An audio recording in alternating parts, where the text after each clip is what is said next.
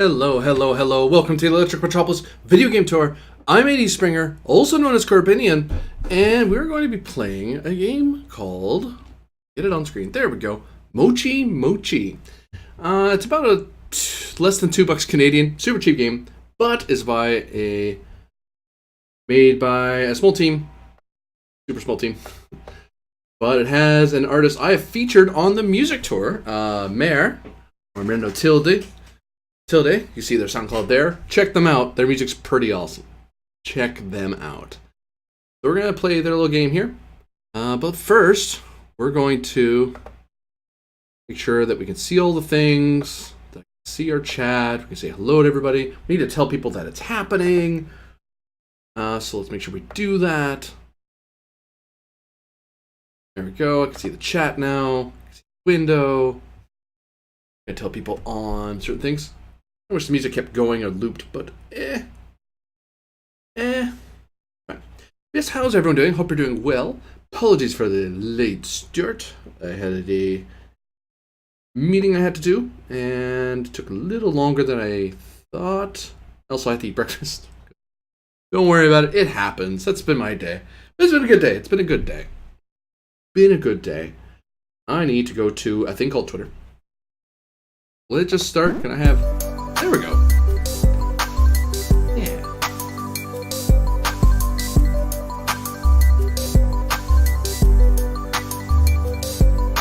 Yeah, I heard that this guy worked on a game and had done music for a game. I was like, you know what? That's a thing. That's why I started this. I started this because I love the music in video games and I wanted to play more games that featured the music in them. Not that all the games I've had have had great music necessarily, but I try to. I try. It's music I enjoy listening to. But yeah.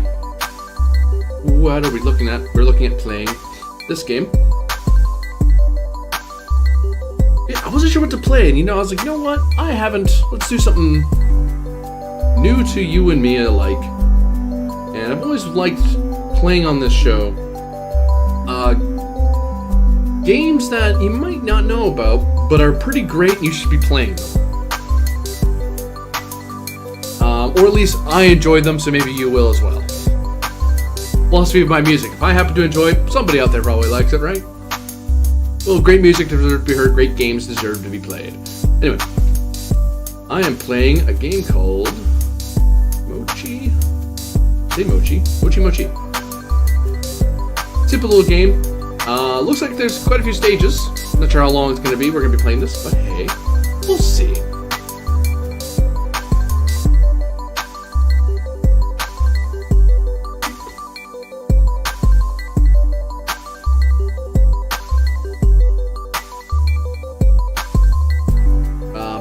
Brain. We need to also tell people, so we told people on Twitter, we also tell people on the Discord what we're doing, so they know. I know today I said I was going to do a PS4 day. Yesterday I said that. I don't know. It was a lot easier for me to start up a PC tour, and I was like, you know what? Because I knew I was already late, and I didn't want to make you wait too much longer. Or miss too much time. I was like, you know what, fine. Let's play something, and here we are. I was a bit curious about this game. It's always been like, I'm doing this other game, or I want to do this one. I was like, you know what, today I'm doing this now.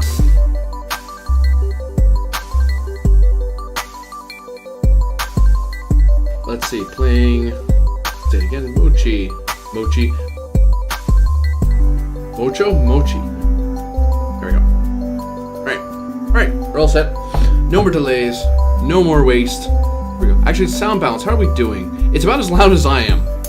Uh-oh. Make it a little quieter than me. A little quieter.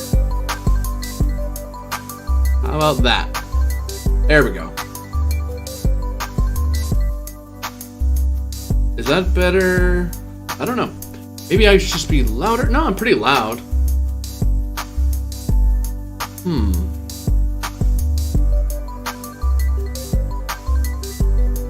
Alright, let's get on with it. Let us play... Where's one? This is the music I played a lot. Oops. Reminds me of it's like a mobile game. From the sound of it. Ah, damn it. Dang it, no. I'm just using the mouse. No, kitty. No, I'm trying to get the onigiri.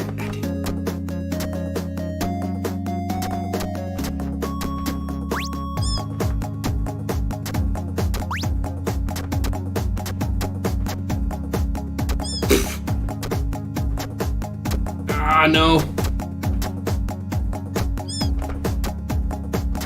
Come on, kitty. No.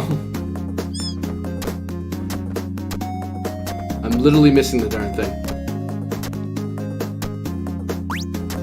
Got one. Fortunately, I need all three to save my friend. I'm assuming these cats are named Mochi.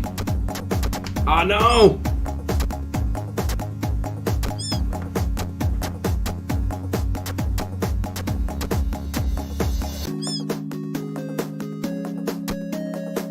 Come on, kitty. Yeah. No. No, swing back. Okay, no swinging back. Got it.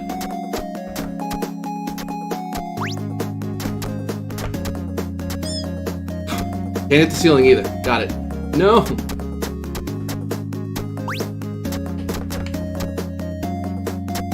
Whee. No. I missed.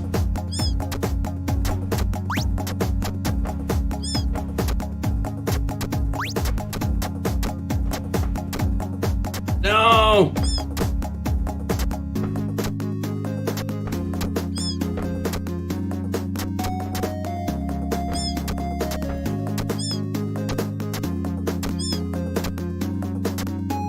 Eee, cute kitty.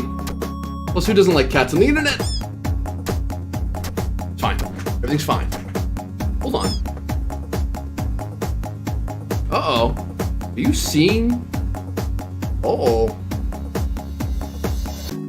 Hold on. You're not seeing anything. Sorry about that. Let me fix that. I just noticed it in my preview screen. That's... You're seeing the title screen. Alright. It happens. It's weird. My camera lighting is way better here, but when I was in my meeting thing, my camera lighting was just darkness all around me. Anyway, let's fix this.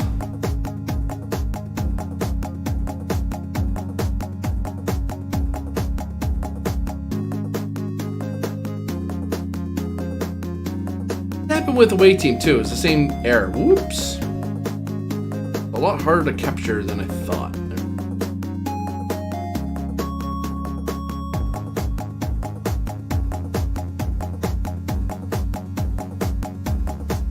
Oops. Ooh.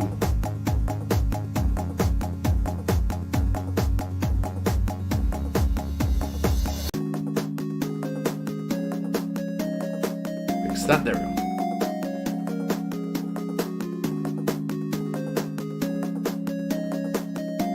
Alright. Few adjustments.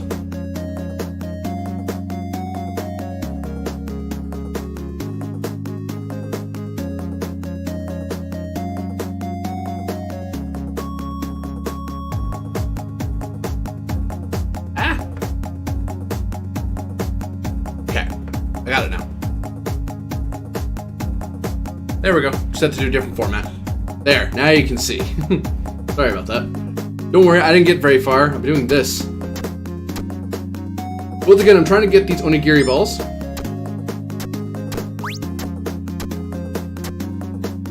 Ah, no.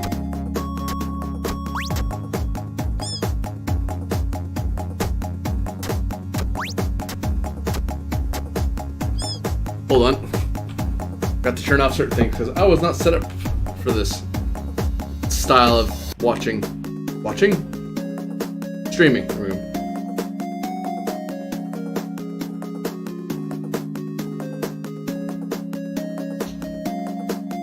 Reading some notifications for the next while.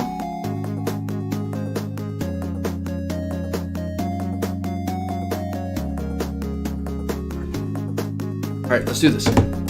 Kitty time. No, kitties. Come on, Mochi, you can do it. I think I need all 3 of these. No. You can see my hand. Wait, what? Hey. There. Sorry. Kitties, I said. Kittens. No!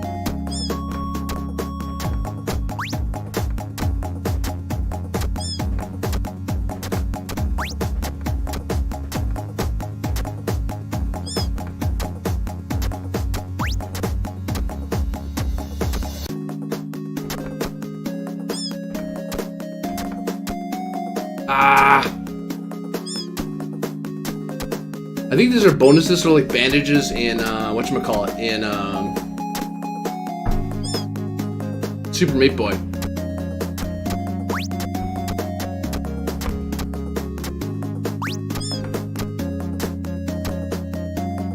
No.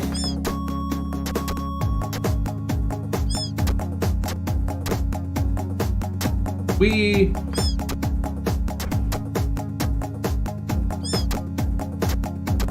There we go, we got it. 1. No! Fudge, fine. Let's see if we can just get to this guy. Can we finish with kisses?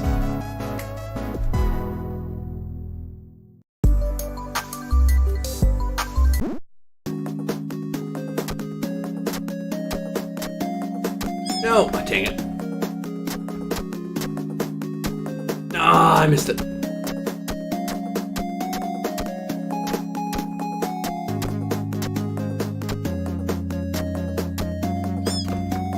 Ah, I thought I was doing well.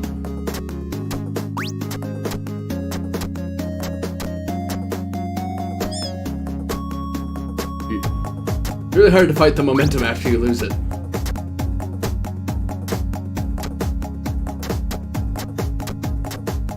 No!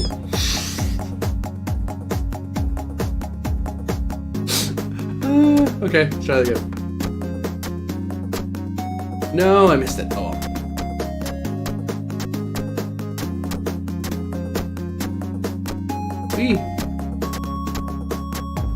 No, oh damn it.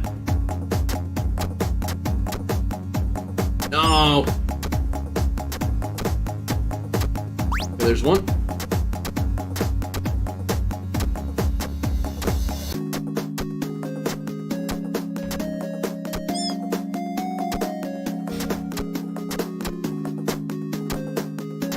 Once you're attached, you're, oh god. You're kind of dedicated to the bit. I just realized I can't see the chat very well. I need to fix that when I die next, which is right now. There. Now I can see the chat. Oops. Will not put that mouse like right there. Like I feel like I have to click right in the center of the screen.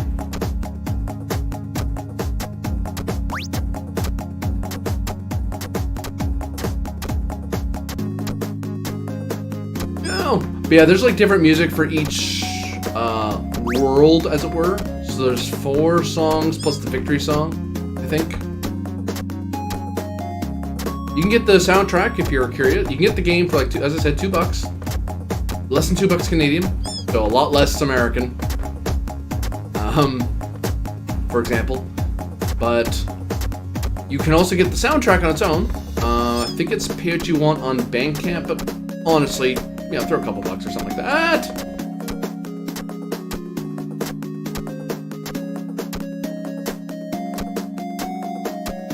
Dang it. And then we're going to...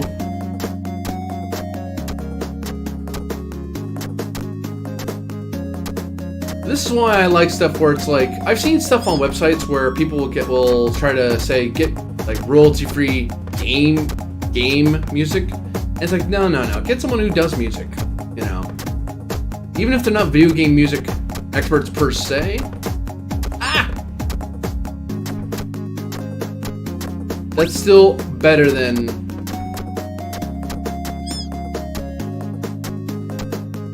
stuff that's, I mean, because this one's kind of thematic, I guess. It feels cutesy. There's a nice beat to it.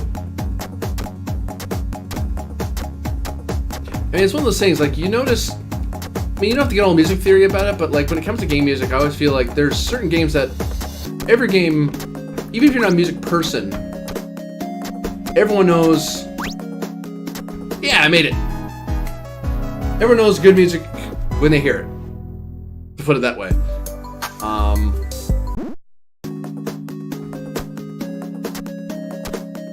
I think the hard part with music like this is that you have to make it so it's not overly, it's repetitive, but has to loop well, I guess. You want it to be as a good musical gentleman once told me, when it comes to music, video game music, it's about making sure that it's interesting music that's fun to listen to, but at the same time doesn't dominate the game. Oh, give it to me. Yes. Yeah. Watch me need to get like 3 in all of them to get to the final stage. Whoop, nope, not there yet.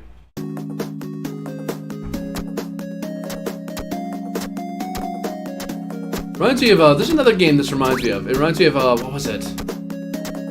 It's a game where... No! Damn it. Where, like, the world gets super dark and scary, at, like, very early on. Or at a later point. Very simple graphics, but it's... Oh, damn it. Yeah, sometimes I like simple games like this. You know? Like sometimes you don't want a 4X grand strategy type game. You just want to have a little bit of fun.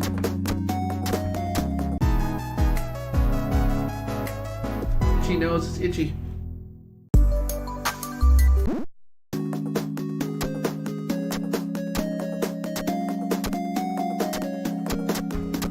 Oh, I almost had it.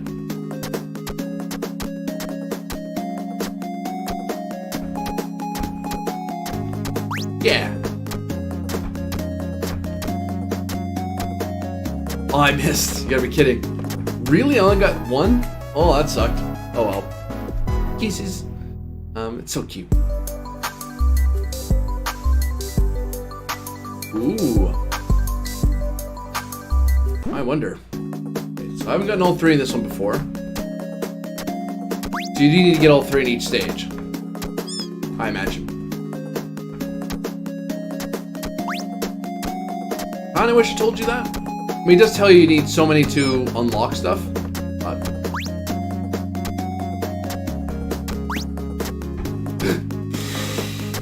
Hi!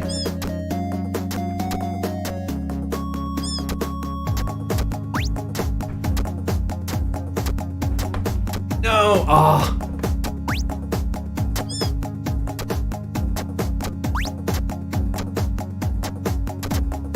No! Missing the easy one. Come on. Yeah. No. Get there. Yeah. That's 3.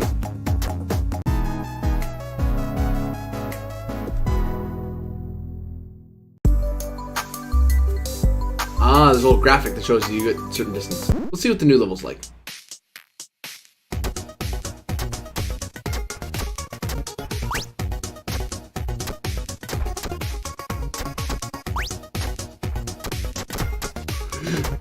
Oh no!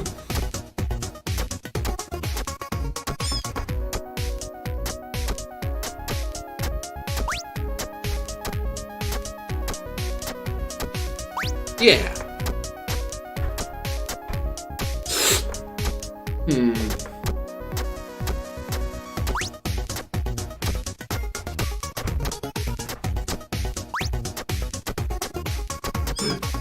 I knew I was wrong the minute I did it.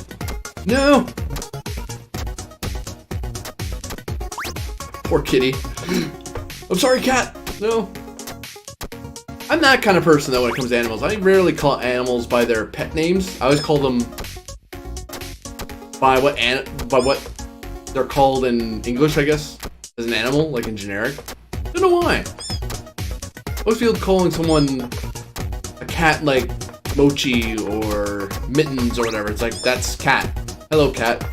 You know. Or hello, dog. So I know, as far as the animal's concerned, they kind of know that you're making noises at them, and I'm more making that noise for the benefit of people around me that, yeah, I'm talking to this animal, just so you know.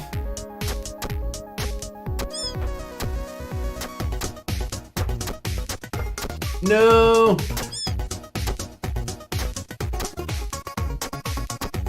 No!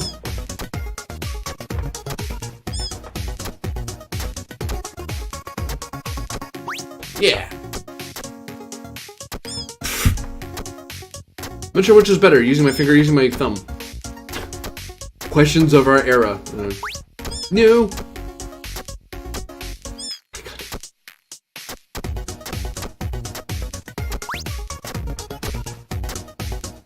No.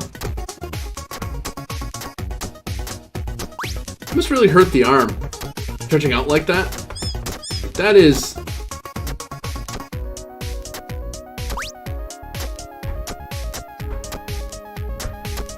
Yeah! Damn, I thought I had it. No? Oh.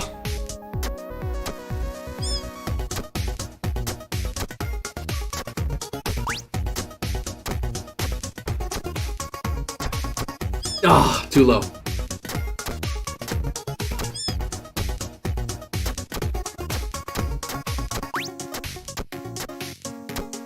It is good they have the onigiri there, because I think it would make this... Oh, really?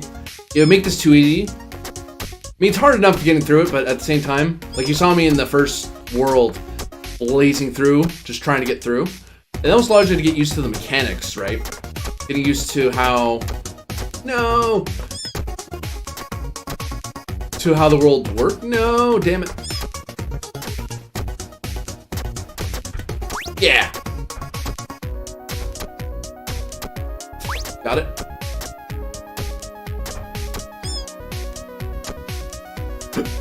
I flinch every time because I'm like, oh no, cat, no!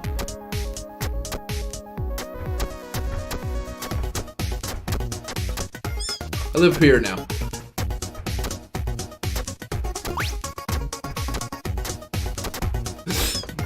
I let go because I thought I screwed up.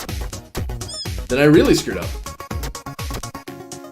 But yeah, I've played Mare's work before. I played previous albums they've had on Bandcamp. And then I heard, and everyone I've ever played, if they have a Twitter account, I usually link them as part of the radio show thing. I will link them in I'll mention them, right? One, to let the artist know, hey, I'm playing your music, just so you know, on this radio station, CHSR 97.9 FM in Fredericton, and gigs. And also, to let people know who follow me, hey, if you like what I play on the show, check these people out. Hint, hint. I'm not really sure to get past that. So, the other benefit of following people, I also follow people that I do that to, that I mention, because that way I know when the next album's coming out, or if there's a new project they're working on.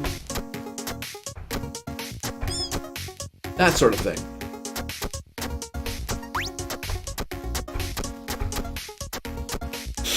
Oh, no, I knew I was wrong.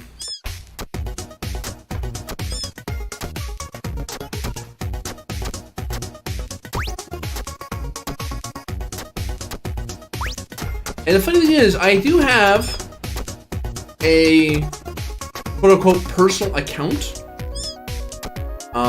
Don't bother, you can look it up if you want, but honestly, I don't do anything with it, because all my Twitter stuff is on Electric Met CHSR. So, if you want to see what I'm interested in and what I'm looking at, go there, because that's what I'm looking at. Now, the issue that's coming up, I'm noticing, is that because I follow every artist I ever can find a Twitter for, that also means that, you know, after a year of doing it, almost a year, yeah, it's been a year of radio. A year of doing radio, there's a lot of people I've had on that try to have new stuff every episode. One, it's make sure new artists are featured and all that, but also it's station mandate at the same time. So I have two reasons to do it. But that said, I do feature and new in the sense of not necessarily that week, but sometimes in the last 6 months of recording. That's more. Now, what that means is that a lot of new artists do come my way. Not come my way, but I discover a lot of artists. That's something I keep a tab on, again, because I want to play their new stuff. Or if I liked them before, I'll probably like them again. Like Data Gene Phoenix or Mare or Jeff Ball, who's done the game called Time Spinner. He also did the game Tiny Barbarians, which I played and started my keyboard over. I didn't actually start my keyboard, but you know what I mean. It's one of those very hard platformer games. Worked on Time Spinner. I've seen some people stream it, which made me very happy that a lot of people are checking it out. I need to check it out at some point. But yeah, Mare was not someone I thought, because Mare isn't, well, as far as I know, isn't like a VGM, video game music guy, or person, I should say.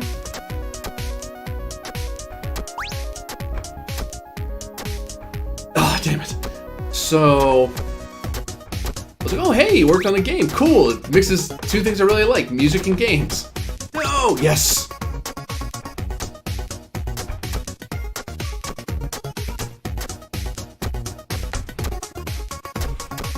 Oh, I was there. Sorry, that's why I went quiet, because I was like, oh my god, I made it, and I don't want to screw up.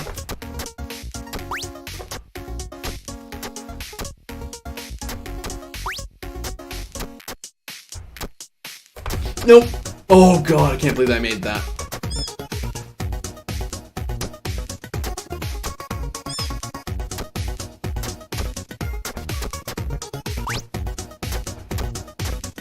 You know, I watch video game artists,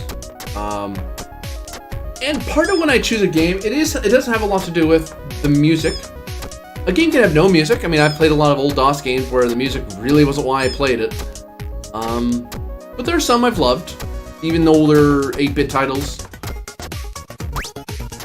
I'm talking like NES era. Oh, I missed it. I've always been a fan of chiptune, and this one isn't chip. It is. It is. But, I don't know. My gateway into music was video games. And hearing the imagination behind it, what kind of feeling they were trying to go for. I don't know, I just never got that from, I usually don't get that from most music. I don't get a feeling, it doesn't reach out and grab me. But over time, I mean, I've listened to a lot of stuff now, over the years. But what I'm saying is the first kind of music I listened to was video game music and chiptune music. Some classical, I think. Then I got into anime music and stuff. And last year, I was looking into stuff like synth and future funk. Originally it was vaporwave. But no, please. Yes. So when I see an artist mixing the two, like Mare did here, I'm quite happy. Not mixing the two, but like, it was a pleasant surprise, put it that way. I was like, oh neat, you're working on this. Like all things, right? The trick with music industry in general is making money at it, right? This one was very much a, with that low a price, it's very much a, let's have fun with this. I mean, we want to make we're not going to give it away for free, because there's nothing wrong with giving away games for free. Like Doki Doki Literature Club is a free game. And a lot of people played it because of that. there are fan packs and donations people can do and stuff. But I know it can be hard, especially when you're new in the industry, to want to be trying to charge for what you do.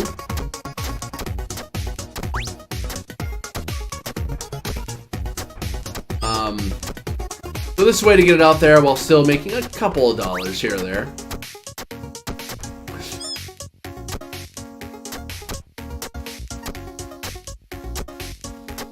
And for someone like me who runs on a particular budget, it helps to have cheaper games like this. I do get more expensive games, as you know, from PS4 stuff and from Crusader Kings especially. Holy crap, that's a huge investment. Even with the sale, it's a pretty big investment. I know I'm being super polite talking about a bunch of other games too, but just goes to show how relaxing this game is. That I can just kind of chat and... Damn it.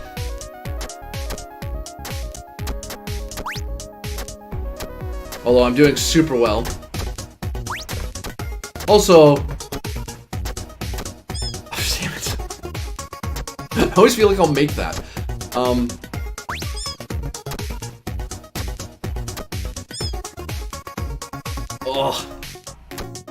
So I get you using a touchpad. Well, laptop.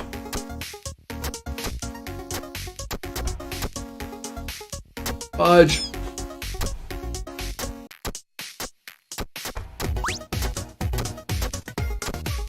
But yeah, when it's a new studio or a new producer or creator, it can be hard to get people to try your stuff.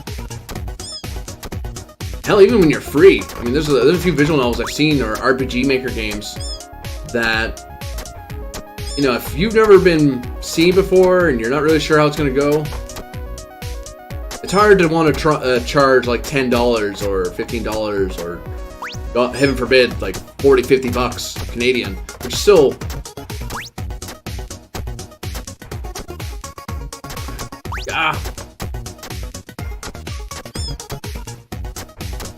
Because part of it is too, right? Like if you put a lot of work into it, there's a certain level where you don't want to underprice yourself, right?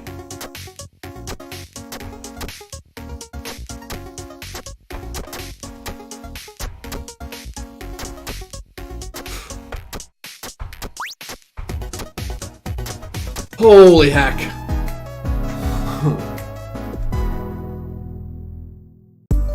Yeah.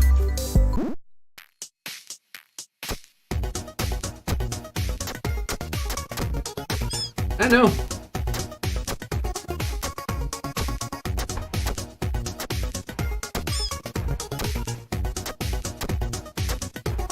So that's the part of it, right? And the thing is, if you're a music creator for a game, my understanding is you don't make a huge chunk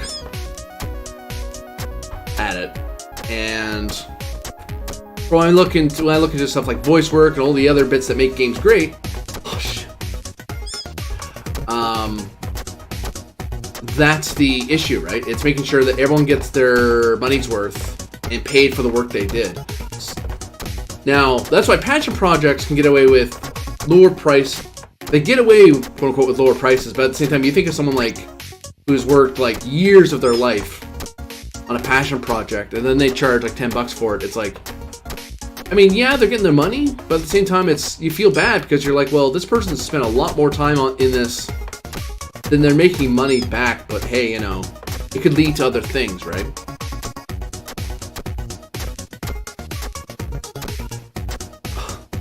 I mean, I've worked on, still am, believe it or not, working on Choose Your Own Adventure text games. And I won't say what, because I'm not here to promo myself. Well, I am, but you know what I mean. I know that there are difficulties, and even I'm not even dealing with art or music. I'm just dealing with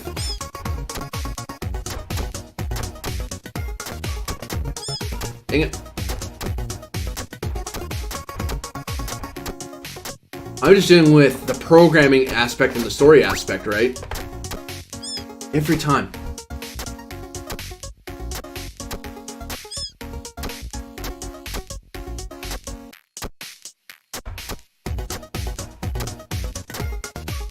No,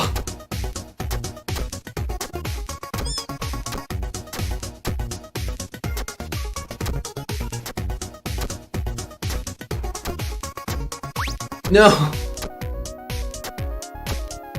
But there's difficulties even in that, in just simple programming and storytelling,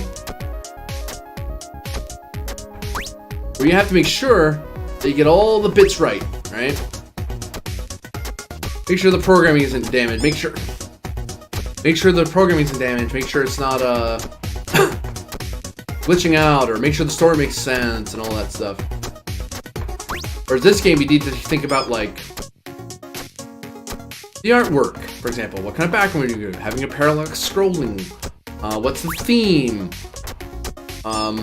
What little story is it? There's a story. It's on the store page. It has something to do with two cats that love each other and they're trying to meet up again, I think, or something like that. It's a very short story.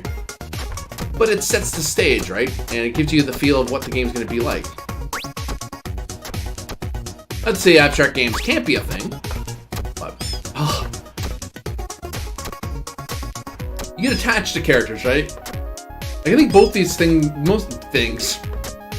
both these cats are called Mochi. Pretty sure. Am I right? Am I full of crap? Hold on. I can do two things at the same time. Watch. I can fail and look something. Okay, I'll just look it up.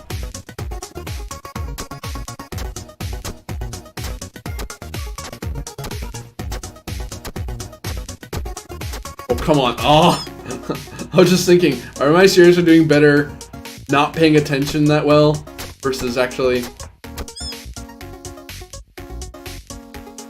There it is. You flinch every time. The poor cat. Mochi Mochi. Really? Go there.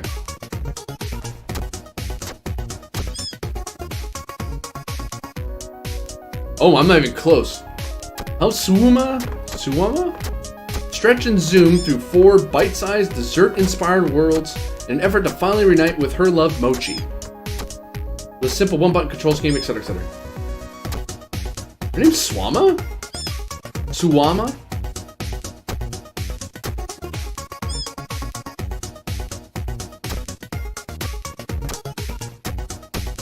Yep, Swama and Mochi. The game's called Mochi Mochi. Yeah, it's just a simple story of 2 cats that love each other very much.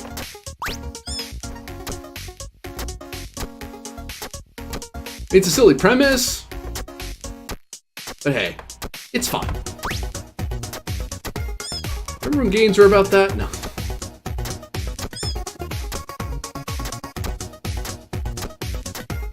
Actually, hold on. I just realized something. I'm having little pop-ups in Steam, and I need to shut that off. My bad, people. I'm terrible, I know. I'm terrible. Wait, what?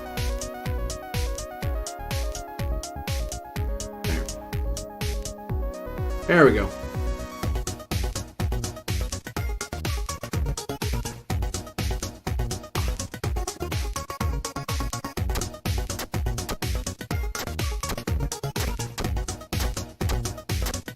It's weird too, because I switch back and forth. What I used to do when I was only doing PC streams, what I would do is I would have, oh damn it. What I do is I had it set up so that way I was basically ready to roll whenever in my recording studio, which also encouraged me to work on my voice acting stuff. And because it's all set up, so I don't have to bring it all the way from another part of the house to this part of the house.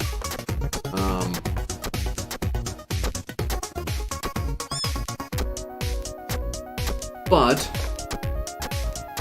now that I do both, so I have basically 2 different setups. I have my upstairs setup and my downstairs setup. That means that I have, as you've seen, it's 2 different sound, as you hear, is that there are 2 different sound qualities, right? No.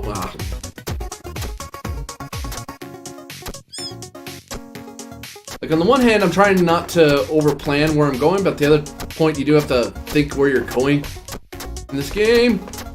No.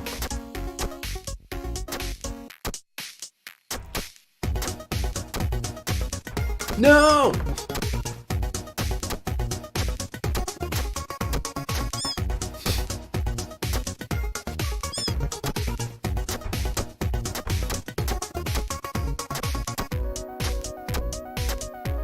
That'd be a thing. Try to do speed runs of this game. I was gonna say I've never done speed running. I have, just not seriously. You know, time attacks in some racing games and stuff, just for the giggle. I'm trying to get as much momentum as I can. Do you like the physics of this game? Like, they make sense.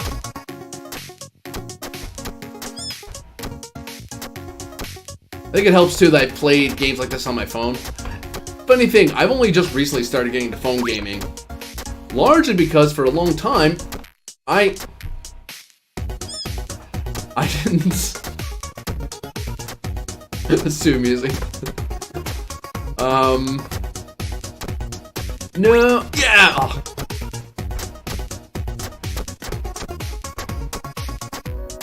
I didn't have a phone that could play games very well. Or rather, I don't know. I came from an era long ago where you didn't play games on your phone, you played them on a handheld device, or a computer, or a console. But now there's a lot of good developers out there, and very good games on the phone. I used to be one of those mobile snobs, you know. Real games aren't on the phone, but you know, that's not true. That wasn't even true back then. That was just me being a snob. Gaming is gaming. Music is music! You know, no matter how you get it. This very much feels like a mobile game. You know, I mean, one of those things I'm like, surprised it isn't. Like, they didn't go that route. There might be a reason why. I don't know. I just know it's on Steam, which, I've heard some people on Steam games. That's something that bugs me. Some people go, I know why to a degree, but like when they say, oh, this game was ported from a mobile, or this game should be on a mobile. This shouldn't be on PC or whatever. And sometimes I can agree with that. Some games, I'm shocked they say that. It's because you'd have to change the user interface matters, right? Like, how you control the game matters. I don't know, sometimes I think PC games don't need to be super complicated all the time. I mean, I enjoy a complicated game, don't get me wrong. I'll enjoy a good visual novel, a good visual novel, or, well, visual novel's pretty simple control-wise. But, like grand strategy game or an action game or something like that. When I'm playing on the computer, I tend to prefer something that I can sit back and think on and ponder on. Whereas action games, I prefer to be on the console. Shooting games, for example, same thing. I like being on the console, like having a controller. I just feel more comfortable doing that. But there is a place for simple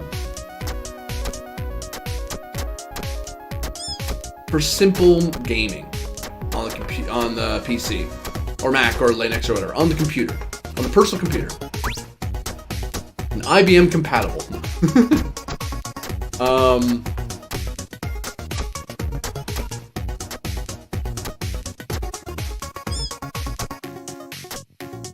I know I gotta get back into that, because when I used to play games as a child and teenager, early on, me and my folks, we had a decent computer. We always had a decent computer because my parents needed it for work, at home and stuff like that. But they were also gamers as well, actually. My parents liked video games. I remember when I was a kid, I remember growing up and they were the ones playing. My brother was playing a game machine, playing a Nintendo, I think it was. And my parents would play it too. They'd be playing games like Romance of the Three Kingdoms or whatever. And seeing them get into it, I wanted to see why they were having fun. So, that said, they liked games, but, you know, they had other priorities, and, well, you know, people don't have infinite money. You know, you can spend money on a car, or you can spend it on a computer, you know. So I learned the art of enjoying games that weren't exactly demanding of a computer. I remember, and a lot of free games back then were very simple, and I played games on, like, computer magazines like Electronic Gaming Monthly and PC World and. Does anyone remember EGM? Oh, is it? I don't know if it's a thing anymore. But yeah, I think they shut down. I'm not sure. I haven't read them in forever. Like that tell you something. Old magazines, but yeah, the old magazines used to come with demo discs. They come up with games on them, shareware demos. So and that's how I learned to appreciate various games of all types, because I was forced to play games I wouldn't normally play. But I was like, you know what? It's the game I have. Let's see what it's about. And I try to stick to that even now. Like I try not to get caught up in what's necessarily the most popular game or what the media is saying I should be playing. Yeah, I'm hipster, man. No, but no, I mean, because the reason I say that is because I've run into a lot of interesting titles that I probably would never have checked out on my own as a kid. I mean, I was like, but you know, I'm not gonna play this, that, or the other. But hey, I'll give it a shot. Like, oh, a card game on a computer? Why would I play that? You know, or a strategy game that isn't the one on the Nintendo? I don't know. Or a flight sim game? I don't know. Horror game, etc., etc., etc. So I got to see a lot of stuff. Because the alternative back then was you had the... I mean, we're talking like mid-90s. We're talking like 92, 97 or so. And at that time, you could get free games from BBS's, I forget what that's called now. What that stands for, I used to. But you would get games, either you pirated them, honestly, or you got very cheap games, or you got shareware. But if you wanted to buy a game, one, that's money, for one, and you had to go to a game store. You couldn't just, the only reviews you had were in magazines, they weren't video reviews. And that's why demos and shareware were such a big thing back then, because you really needed to see the game for yourself. You know, also to see if it would even work for your computer, because, man, playing computers back then, they could be a pain. I mean, for me, it still is, because I still have to figure it out. But it was a lot more, because it used to be like certain chipsets, certain chips you have to use. Certain games weren't compatible with certain sound systems or video card systems or whatever. So, demos had that going for them as well. And even if you're playing it, even if you're a console gamer, that's still a bit of a gamble. You're spending a fair amount of money hoping that a game is good. Now, thankfully, here in North America and in a lot of parts of the world, a rental was a thing. And I rented games a lot. I rented games right up until Blockbuster Video closed. Loved that place. Still miss it because it was a way I played a lot of games on console. Although now I get a lot of PS Plus stuff, so I get to play a lot of new games anyway. And there's sales and all that stuff now, but...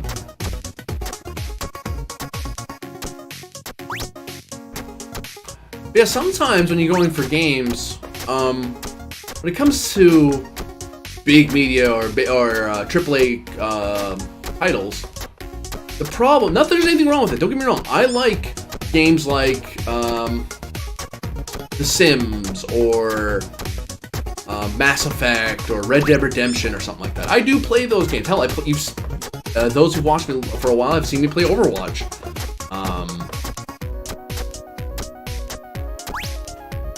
And these are big games.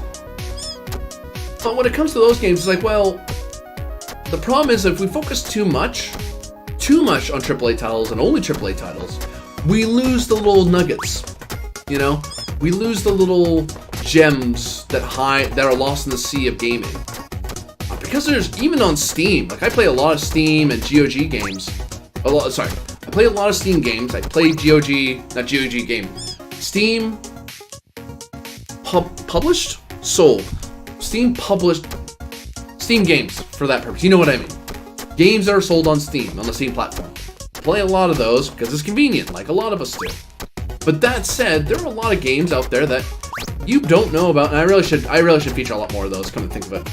And there's one in particular I'm thinking of that'll do. It's gonna be difficult playing, but I'll figure it out. There's some games that, well, they're not done through Steam for whatever reason, either because they're too old or the game developer doesn't think anyone's gonna play it.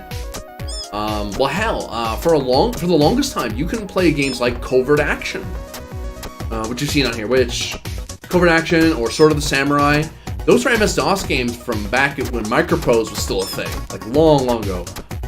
And Sid Meier was he did Civilization and a couple and Pirates. And it's that guy, he's good, but if you don't know who Sid Meier is, look him up. Much as I'm saying, be careful of AAA games or whatever, but it's like, yeah, but some AAA games are awesome, like Civilization, play that. Or Pirates, even the old Pirates, play that one.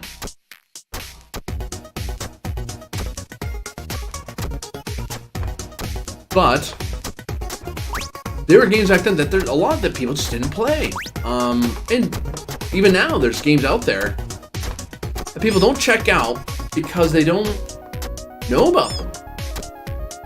Now, some people might argue, not the straw man here, but some people may argue, let's put it that way, that, that's the fault of the developer. They should be marketing better. They should be advertising better, getting their name out there and all that. Or they should get a publisher or whatever. As people who enjoy games, like any other entertainment or recreation, sometimes you have to find the gems yourself. You have to take it upon yourself to find the great titles out there. Oh, dang, I thought I had it.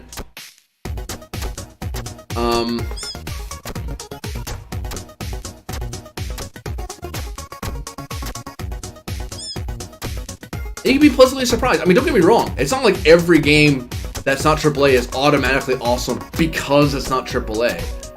I mean, likewise, AAA games aren't necessarily good on the basis that a studio spent a lot of money on it. And I think I don't need to crap talk any game in particular. Everyone's seen that at least once or twice in the past 5 years. Put it that way. But that's the industry. That's movies, that's music, that's theater, whatever. Doesn't matter. Books, doesn't matter.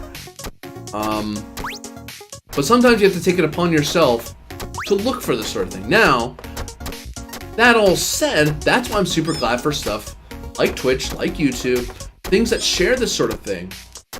I remember there used to be an argument for a short while. I remember one of my favorite video game media guys, Victor Lucas from the Electric Playground. Check him out on YouTube, please. He's awesome. You want to get good gaming news, he's really good for it.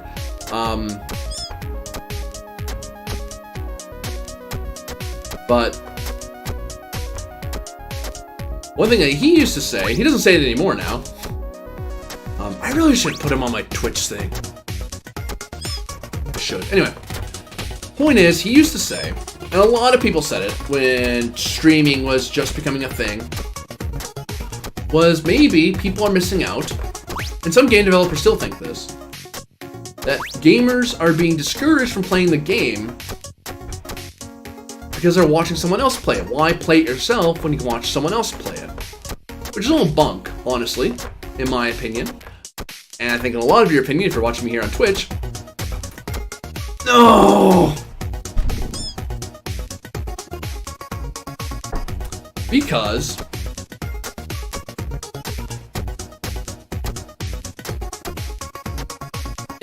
there's a lot of games I've played. I'm like, gee, I don't know if this is a game for me, and I don't want to spend, especially something like Crusader Kings, which is a very expensive game. Well, very expensive. I don't want to discourage. It can be very expensive if you want all the DLC. Like full price, it's a lot. That's Pandora games in general, which is fine because you're paying for a lot of content. But the thing is, what if that's not your kind of game? Like, for example, I love Crusader Kings. Thanks, Adobe. I needed to know that. Like, I love Crusader Kings, for example. I like Paradox Studios. However,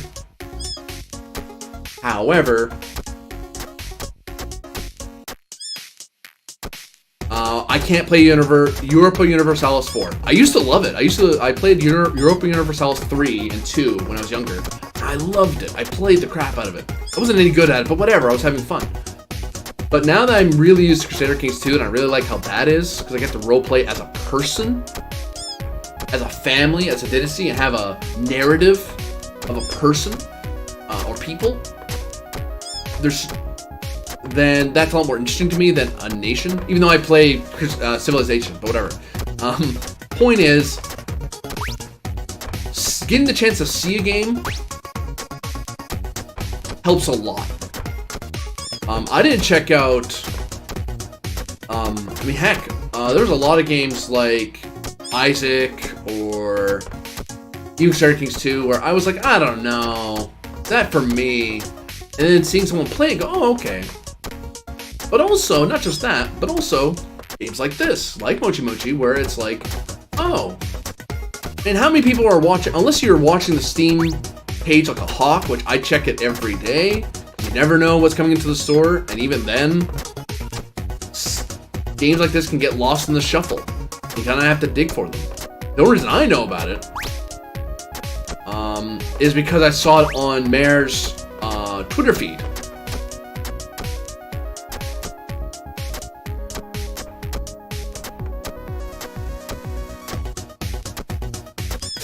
Oh, I did it too soon. So, YouTube or Twitch or something like that, you can get a chance to see games you might not check out.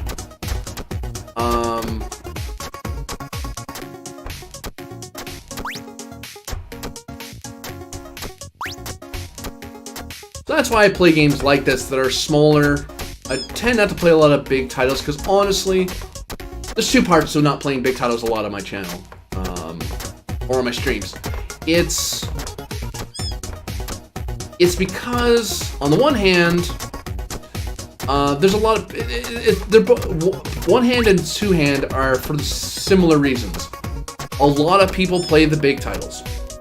You know, if you right now as current recording, if you wanted to watch someone play Red Dead Redemption 2, easy. There are plenty. If you don't like one person, you can just watch someone else. It is super easy to find someone playing that. But how many people are playing Mochi Mochi right now on Twitch? Not a lot. So there's two benefits to that. One, that means that if someone wants to look at something different or unique, they're looking for different games. No, not unique. That's mean. Because Red Dead Redemption 2 is pretty good. Don't get me wrong. I do look forward to playing that. But there are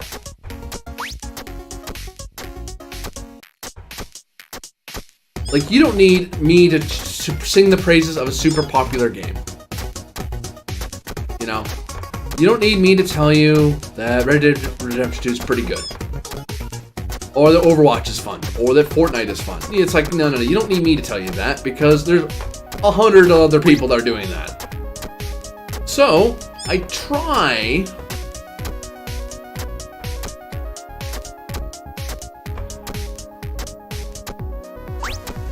to showcase games that, honestly, I think should be given a shot and be seen. That said, as my good friend Matt Heast has told me in the past, you should play games, and other Twitch streamers channels have suggested how to do well at streaming and all that. They've also suggested play games that you enjoy, that you would actually play. Like, you know, there's certain games you won't see me play on here. I don't play horror games all that often because I generally don't enjoy them. I don't have fun. There's a lot of platformers I generally don't like. For example, I love the music for Tiny Barbarian DX or Deluxe. I love the music from that. Problem, I get super teeth gnashing and frustrated, ragey as they say, on that kind of game. Fighting games, I don't think I'll play on stream. I might play Soul Calibur 4 next year. I do intend to get that. 4, 5, 6? The latest one. Until it's been a while.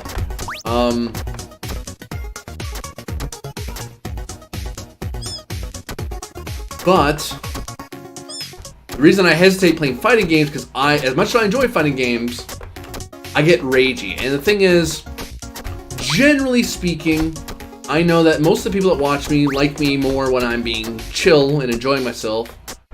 Oh, sorry, not enjoying. I'm enjoying myself when I'm ragey too, believe it or not. But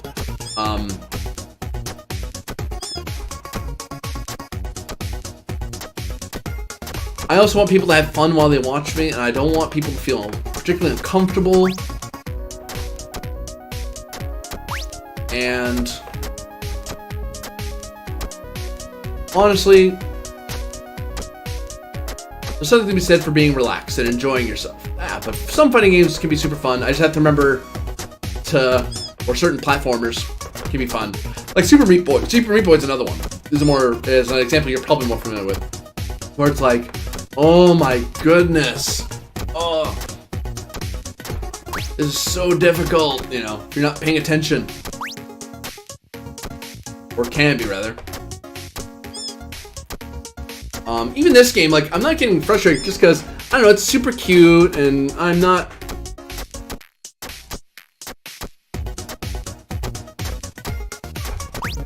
I don't know what the difference is. Like, some games I can just be like, yeah, I'm totally chill. I'm not getting angry. It's fine. Might be disappointed that I'm not making progress, but I'm not getting, like, angry. I'm just like, this is fun. I think the music helps a lot with that. It's like, oh, yeah, da-da-da. And it has game mechanic. It follows the game theory of when you fail, it gets you right back into the action immediately. Like right away. The minute you're dead. The minute you fail, you're right back into it. As opposed to making you sit through a game over screen, grit your teeth, close your eyes, wait 5 seconds, you know. And then you can go. This one's like, no, you're right back into it. I mean, you restart from the beginning. There's no checkpoint. You just either do it or you don't. That's fine. What am I on about? Kind of lost my train of thought there. Yeah, frustration. That was my point. Point is, there's certain games I don't play on here because it's made people uncomfortable, and I don't want to do that. I want people to feel like they can just sit here and have fun with me. They can just chill, listen to me in the background, you know. That's the sort of thing I would listen to as well. I mean, don't get me wrong. I was a huge angry video game nerd fan. Like, angry or Spoony one. You know, really angry dudes. But they were also chill too. But like, it's funny sometimes when you hear someone. It's funny when it's not you, right? When someone's really mad about something, you're like, oh goodness. They're not because haha you're suffering, but because it's relatable. I remember, like early AVGM, I remember a lot of the games used to talk about, like TMNT. I was like, yeah, I remember that point. Oh man, I hated that point. And it feels validating to see someone else say, man, I hate that part too. That's really hard. Or, man, that Ocarina of Time level in the water temple, oh, I hate that. Not to brag. I'll explain why I'm not bragging. In Ocarina of Time, the water temple wasn't the one that made me angry or got me stuck. That one was pretty easy for me. I'm very good at navigating maps. Don't watch the Kingdom Come ones to disprove me. It's fine. I am very good at finding my way in that game. I never get lost. It's fine. But... oh no. Okay, I recovered. The part I had a problem with in that game was embarrassingly way earlier on. There's like a boss or something. I forget exactly. It's the Zora level in it. If you know what I'm talking about. If you don't worry about it. The point is, there's a monster in there that you don't hit with your sword. It doesn't get hurt by your sword, which everything else does. Everything else flinches at your sword. Maybe you have to do a special move. Maybe you have to tumble around them, or you have to time it differently, or whatever. There's one monster in there that's like, no, you cannot hurt it with your sword. Nothing will happen.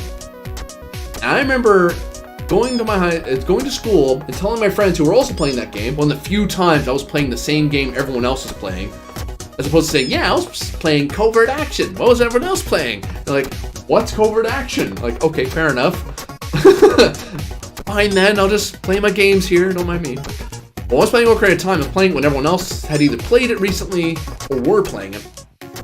I remember asking a friend of mine who's like really good at it. Like he was talking about how far he got into it. I asked him, hey man, you're really good at that game? He's like, yeah, I've gotten all the way through it. Like, yeah, how do you get through this part? There's a monster. And for a while, he didn't know what the heck I was talking about. Like, what do you mean? I said, this monster in this level, he looks like this. He's like, oh, use your boomerang. I said, you what?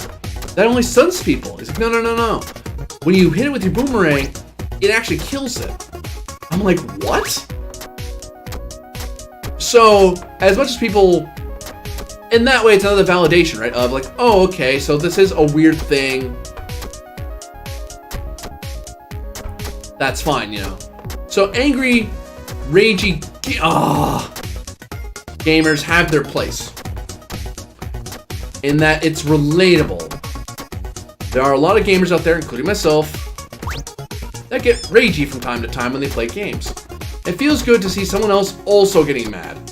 Even if it's Overwatch, like, oh my god. I mean, even Matt Hees, like, he gets not ragey. I mean, okay. As Foggy Jim has said to me before, I don't know if he said it on stream, but he said it to me before. It's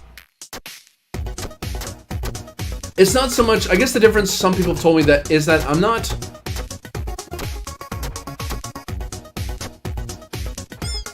it's not rage that makes people uncomfortable. Like, frustration's one thing, rage can be very, what's the word they use? Cringy. I can get that. And sometimes I'm not in the mood for rage. And for a while I've been trying not to be ragey about games, so it's kind of hard to watch someone else be ragey. But sometimes, you know, a game is just, oh my god, frustrating! Or feels unfair. Or is poorly designed or whatever. Mind you, some rage I don't relate to at all. Such as No Man's Sky. I was one of the few people who wasn't part of the hype train. It wasn't because I was trying to be hipster. I just literally had only seen it on E3 and hadn't heard about it since. So all I knew, and then I was surprised. Oh, it's out now. Oh, I've been meaning to check that out, and it sounds like a game I'd like. Sure, let's play it. Oh, this is kind of fun. Oh man, I told my own stories and stuff. The thing is, I didn't have all the expectations everyone else did. And that wasn't because I'm like, you know, superhuman or something. I was unexposed to the marketing that they put out. And the marketing they put out really threw people off. They were expecting a completely different game. Freaking Fable flashbacks all over again. Same thing happened with Fable 1. Like, a lot of people had a lot of expectations for the game. Even I did. But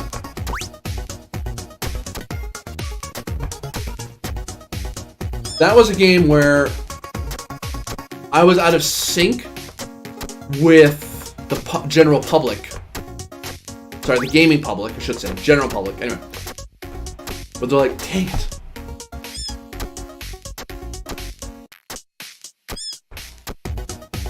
So I don't know, there's some rage. The point is, that's the point. The point is that there's some ragey things that I don't rage over because I don't share the pain. Like No Man's Sky, I played it. I had my fun. I got to an ending. And I got to like all the way to the edge of the galaxy. I don't want to spoil those who don't know, so I'm not gonna, but there's two ways you can go basically. There's going in and there's going out. I went out. To put it that way. For those of you who know what I mean, you know what I mean. And I got my ending. And then I was like, okay, I'm done for now. I'll play this at another time. And so I had my fun. I was like, I enjoyed it. I thought it was cool. A lot of people were mad, like mad at it. Mass Effect 3, the original ending. A lot of people mad about that. I was not one of them. I liked the original ending just fine. I was happy to get another one. I was like, sure, I'll take more content. I'm not going to fight you on that, but I mean, you don't have to. Your original ending was fine as far as I was concerned. But that's me, right? Everyone has their own things that tick them off or push their buttons. So likewise, games that I like, I guess the other thing too, some games when I rage over, I feel if I rage too much, I might be portraying I might be a little unfair to a game. I don't think that's fair to the developer. People put a lot of hard, unless someone's actively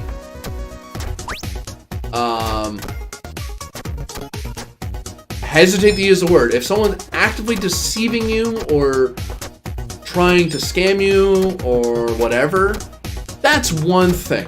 That's one thing entirely. That's just not right. But it's another thing when a game's, you know, it got rushed, it was too hard, or the mechanics aren't your thing, you know. Like do not, like, you will never see me, as much as I like playing it, you will never see me play Street Fighter V on stream, because, honestly, you would watch me play the computer and that's it. So I would never play against people, because I would get mad. Like, teeth-grindingly mad. And that has a lot to do with that I'm not very good at fighting games generally. I'm better than a select few of my friends, in that I play fighting games more than they do. So by virtue of that, I'm better at them. But you know, there's people who have a lot of fun getting really good at fighting games and finding all the little tricks and learning the strategies and all that. I just like the story mode in fighting games. Like, I'm gonna get Soul Calibur 4, and if I play it on stream, which I probably will, I'll be playing it on, or 6, the newest one. God damn, I can't even remember. I think it's 6. I've been playing it since 3, and I just keep calling them all Soul Calibur. The number keeps fading from my head. Damn it. But at least that one, I'll play the story. Like, I was the guy who would play Mortal Kombat and actually care about what the story was about. Itchy nose. So there's that. So it depends what you're looking for in a game and what ticks you off. And there are some games when streaming that I'm like, you know what? I don't know if anyone had fun watching me play it. Especially when certain games expect a certain skill level to be entertaining. Like, I don't know, PUBG or Fortnite. Like, I imagine people want to see... I suppose Overwatch's like that as well, but I don't know. I hesitate to play games where the big thing people are watching to see is skilled gameplay. I'm like, that's not... If you are hoping for me to be really good at a game, you're on the wrong Twitch stream. Or YouTube channel, as the case may be.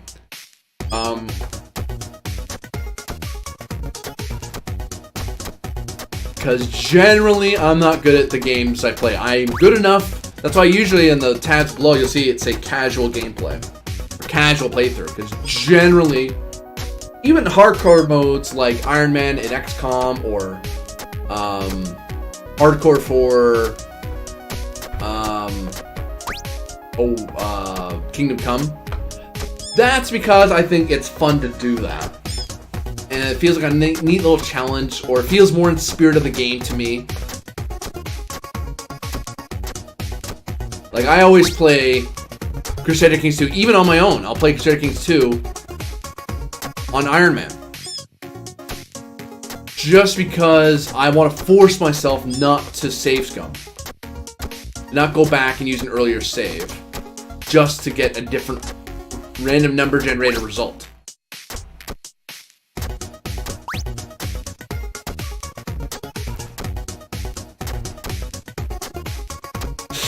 Oh, I thought I had it.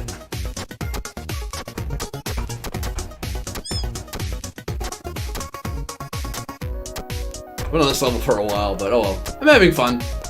It's nice and relaxing. There are some games that are difficult though, like, say,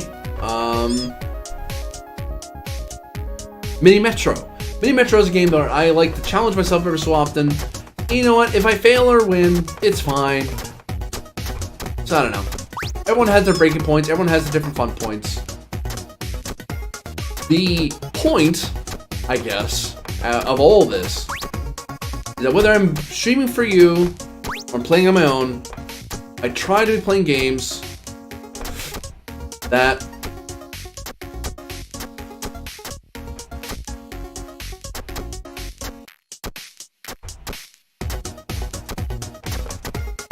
oh, yes! Oh, my hands. Oh, ow. unlocked 2 levels. Yay.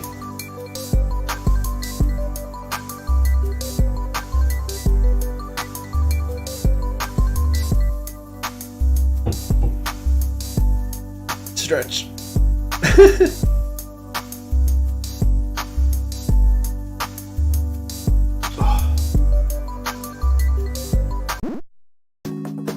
Let's go back to here. Just have different music. I was about to say, I've had so much practice on our harder level, this will be easy.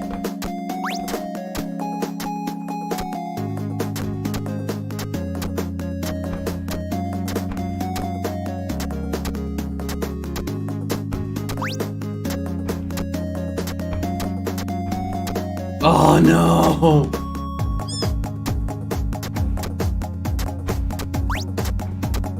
I'm trying to focus on getting the onigiri, the rice balls.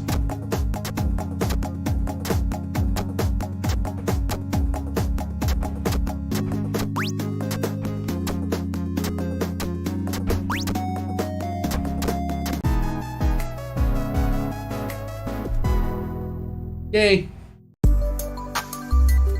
Go down.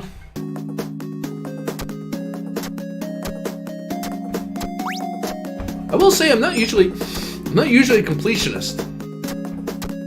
Mainly because I'm too lazy, or I lose interest in a game before I get into completionist mode. I had a friend of mine who was a achievement hunter, actually. And her thing was like, I have a friend. Did I say had? Past tense sounds weird. But anyway. Point is, she used to be a achievement hunter. And the fun, she told me, what used to be the fun anyway, was the challenge of getting those achievements. Like, knowing how to get the achievement is one thing, pulling it off was always hard. And it helped to have someone who already knew what to do. This one, I'm kind of getting that feeling now of like, yeah, I want to see if I can do it. When it comes to achievements, that was a weird thing that came out in gaming. Achievements. I mean, a lot of people now, you expect games to have it, generally. Even if it's a computer game, you're like, oh, like, even if it's not on Steam or anything, they want in-game achievements. You want old DOS games to have them. Like, they didn't have achievements back then. You were happy to beat the game.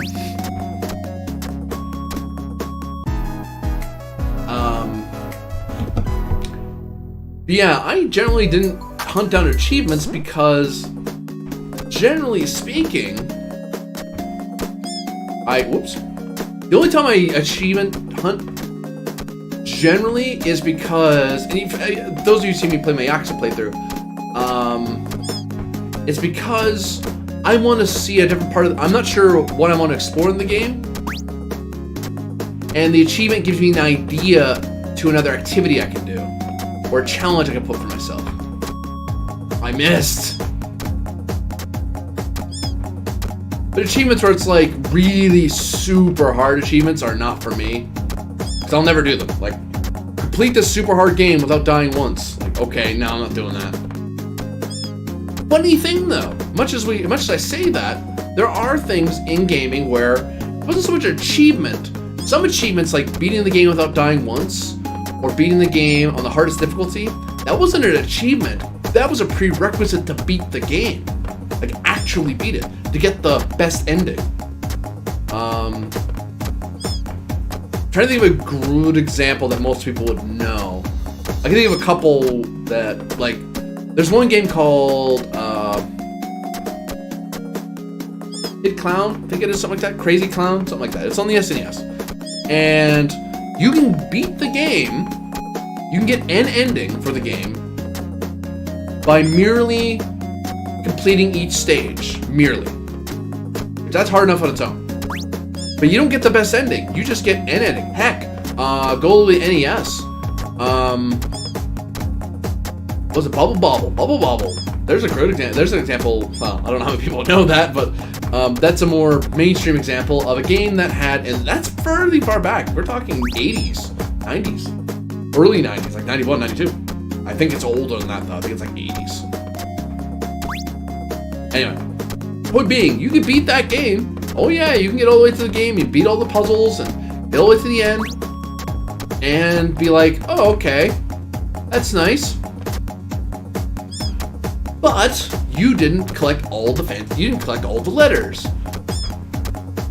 So you can't get the bonus ending this way. Or Ghosts and Goblins in the SNES. Super Ghosts and Goblins, sorry. Where it had a, no, you don't beat this once, you have to beat it twice. And the second time, you have to beat it with a subpar weapon. It's like, really, game? Like, yep. Now, in modern day, we call that an achievement, wouldn't we? Whereas back then, it was like, no, if you want to beat the game. And the achievement, I think that's where achievements were born out of that sense of prestige gamers had among themselves, where you said, well, I beat Ghosts and Goblins. Well, I beat it. I actually beat it. Also prove that you actually did beat it. Like, you could say, oh, you know, some kids might say, or adults might say, oh, I beat that game, sure. Trying to brag to your gamer friends. And it's like, oh, really? What was the end boss like? Well, I don't want to spoil our friends around here. So there's a certain code you could say to someone like that and go, oh, did you get the bangle? Yeah?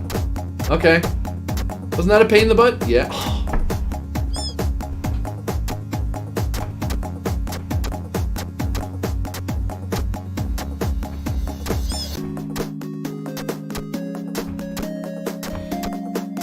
So I think you know where that comes from. So when it comes to getting the best ending, generally that's not an achievement or goal for the game.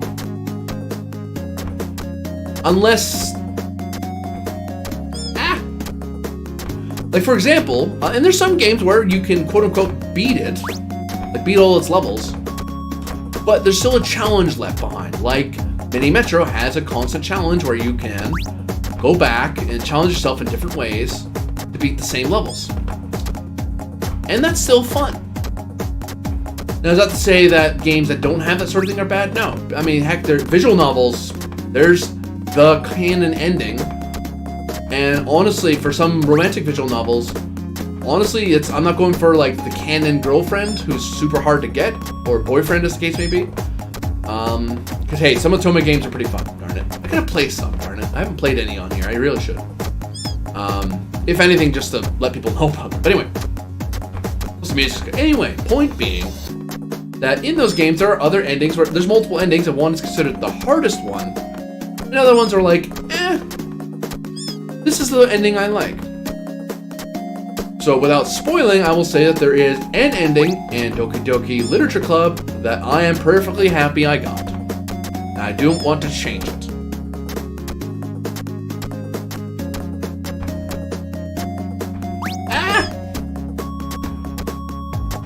Or in certain visual novel games, I'll be like, oh, I like this girl. Like, oh, don't you want to get this girl who requires you to have your stats super high, or she has a super specific condition or whatever?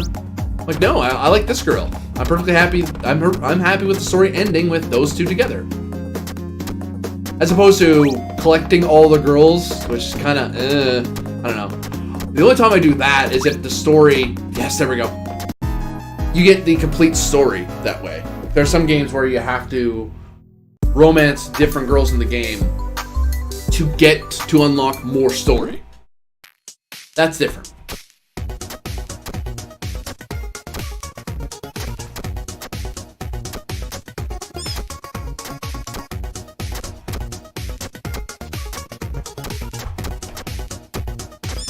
Oof. Going from really easy levels to really hard ones. Not hard ones, but harder ones, I guess.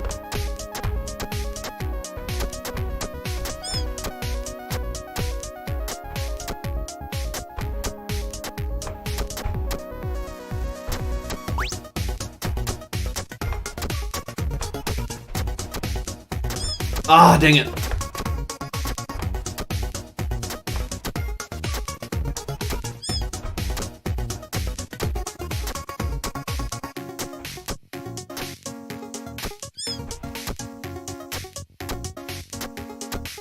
But one thing I was just thinking about was their game, I don't know if I would have played a game like this when I was younger. Oddly. Like, this feels like, you know, one might say that this is a game that might be for a younger audience, shall we say. But that said, I don't know, it's like, there are some games that were in my age group that I just had no interest in, just zero. Like, I don't like this, I don't like puzzle games, generally, or I didn't anyway. And for a lot of adventure games, I just did not bother trying to solve puzzles, just ever. I just want to get on with the story.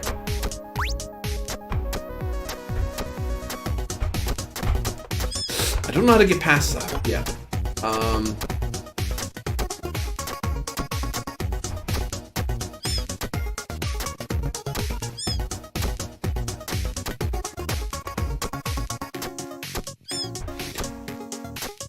Well, I don't know. That's the other thing too. You have to be willing to let your game taste. When it comes to playing different games, you have to be willing to. I think, if you want to get a full and rich experience in gaming, you want to have tastes that are open to change, and you don't want to just assume a game just because it's a bullet hell shooter or just because it's a visual novel or a strategy game that it automatically is going to suck. I think that's a bad attitude because not only because it's not very respectful to the game developers, but because you're missing out when you do that. You will miss out on games that you never think to try. Like, for example, I almost did not play Undertale originally because in the Steam descriptor it said bullet hell, or some people, and I've been told by bullet hell veterans like Toho and stuff, that is not bullet hell at all. I mean, it is, but it's light. It's like beginner's bullet hell, if that. As a bullet hell-like mechanic, you know. But that scared me off at first. I almost didn't try it. But I heard the music. I heard that you could be pacifist if you want to be. I thought that's interesting. That's the kind of game. If I can do it in a role-playing game, if I can get through the game with as little violence as possible, I consider that my own challenge. You know what I mean? I mean, if I have to fight, I will, but if I don't have to, I'll try. And Undertale, if you're determined, you can find a way to not fight. And I tried it out because of that, despite the bullet hell things, like, well, maybe I'll like it.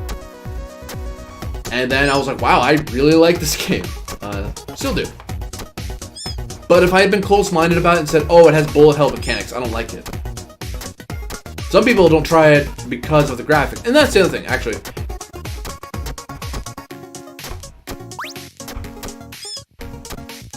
I tried to let graphics aside, obviously. The graphics aside, if I think a game's good or not. Now, that said, that's not to say that a game can look terrible or be lazily put together and automatically I like it, you know. Oh.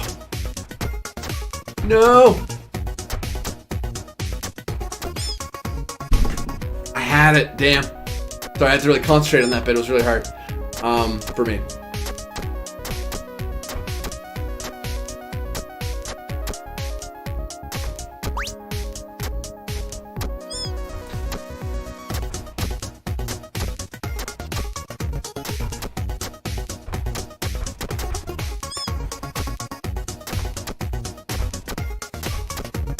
But that said, I can understand that some people, I've had friends of mine who say that they can't help it, you know, they just can't get into a game, and there's a limit, I suppose. Like, as much as I like to say, be open-minded, don't close your mind to games just because they don't look the way you think, or don't sound the way you think, or are a mechanic that you usually wouldn't play, or genre. That said, I can't tell, I have played not a single Atari 2600 game or ZX Spectrum game. And there are some classics back there from that era. I know there is, but heaven help me if I can get through them. It's hard to get immersed, I guess. So there's that. But one saying I like to hold on to, I'm not sure who said this, but I think it was like, there's something for everybody, is a motto that I like to live by when it comes to various media, whether it's anime or Hollywood movies or independent movies or French movies or German movies or video games, console games, board games. Like, I've run into a lot of people who still to this day will tell me, I don't like board games. I'm like, really? None of them? Yeah. Don't you just hate Monopoly? I'm like, what? No, there's other games other than Monopoly. It's like saying I hate video games because I hate violence, like GTA. It's like, well, no, there's games that are perfectly non-violent. Case in point. Like, the most violent it gets is that the kitty hits an object, you know, or Mini Metro, or visual novel games, or, you know, all kinds of that. It's like, oh. And usually what happens when it comes to that, even food. Like, some people say, oh, and I'm guilty of this too, I know I am. Not liking Chinese food. Like, well, for one, what about it don't you like? Oh, the MSG. You do realize it doesn't need MSG, and not sure how you dislike it because it doesn't taste like much, but whatever. There are ways to have it without. Or, heaven forbid, someone who says, I dislike Chinese food, and then it's like, and then they're looking at, like, a Thai dish, or a Japanese or South Korean dish, and they're like, oh, I hate Chinese food. It's not what that is. That's not necessarily from a mean-hearted place. It can be, sadly. But it's just out of ignorance. And I try to correct that even in myself. One food, for example, I don't try very much is Thai food. Or Greek food. I've had bad experiences with it. It's hard for me to be enthusiastic about that style of food. But on the motto of there's something for everybody, there is something for everybody. When it comes to anime, for example, this is easier for me to describe. There's certain anime, I don't like all Japanese animation. I don't ignore all North American or French style animation.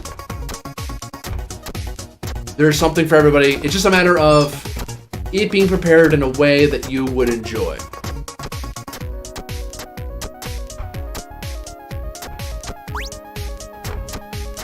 Like, there's some anime that I just can't watch. It's just not fun for me, or I hate to say offend, because that has its own connotations, but I don't enjoy it. Or I don't like the storytelling, or whatever. Yeah, I thought it was too low. Like board games, I'm not a huge fan of Monopoly. Put it that way. Ow. Oops, got a message. Ow. There we go.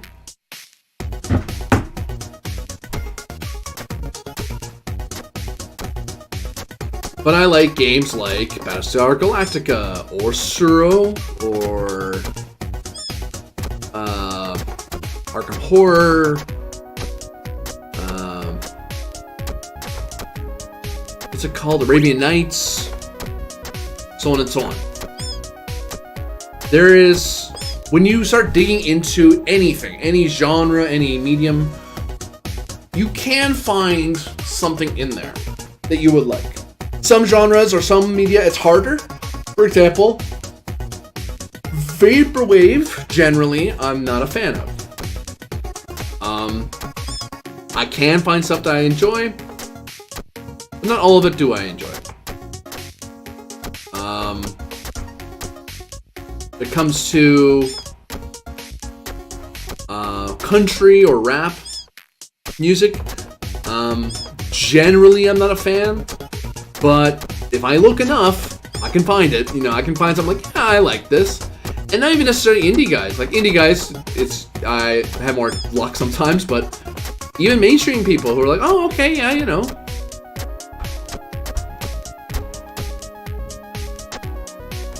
But sometimes you do have to go indie, you have to go underground to find the stuff that you want. And that can open up your palette to the rest of the genre, or the rest of the medium.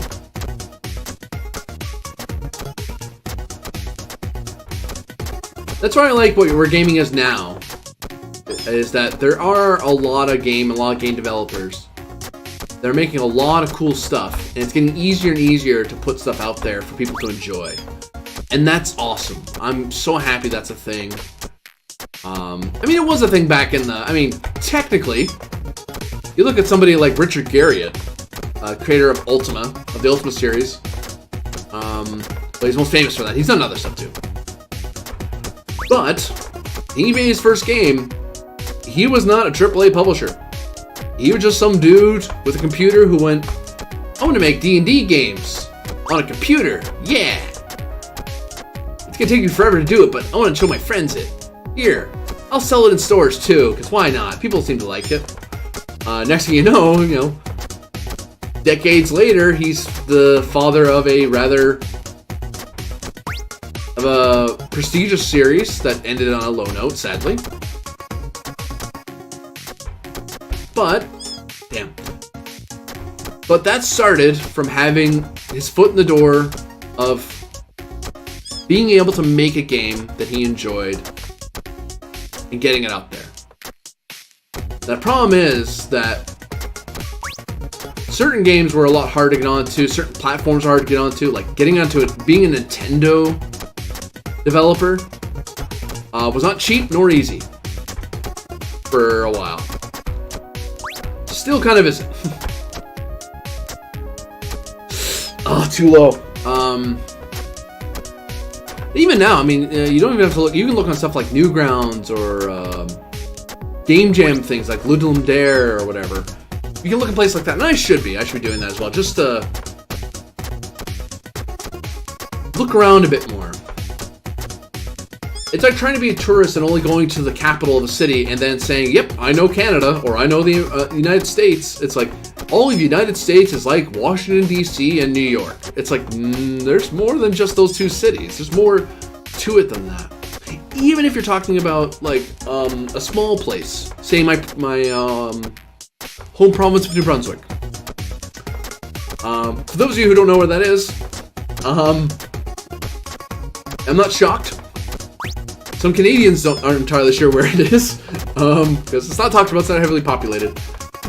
But there's a lot of cool places here, you know? And saying you've been to Fredericton and saying, I know all the province, it's like, well, that's misrepresenting, isn't it?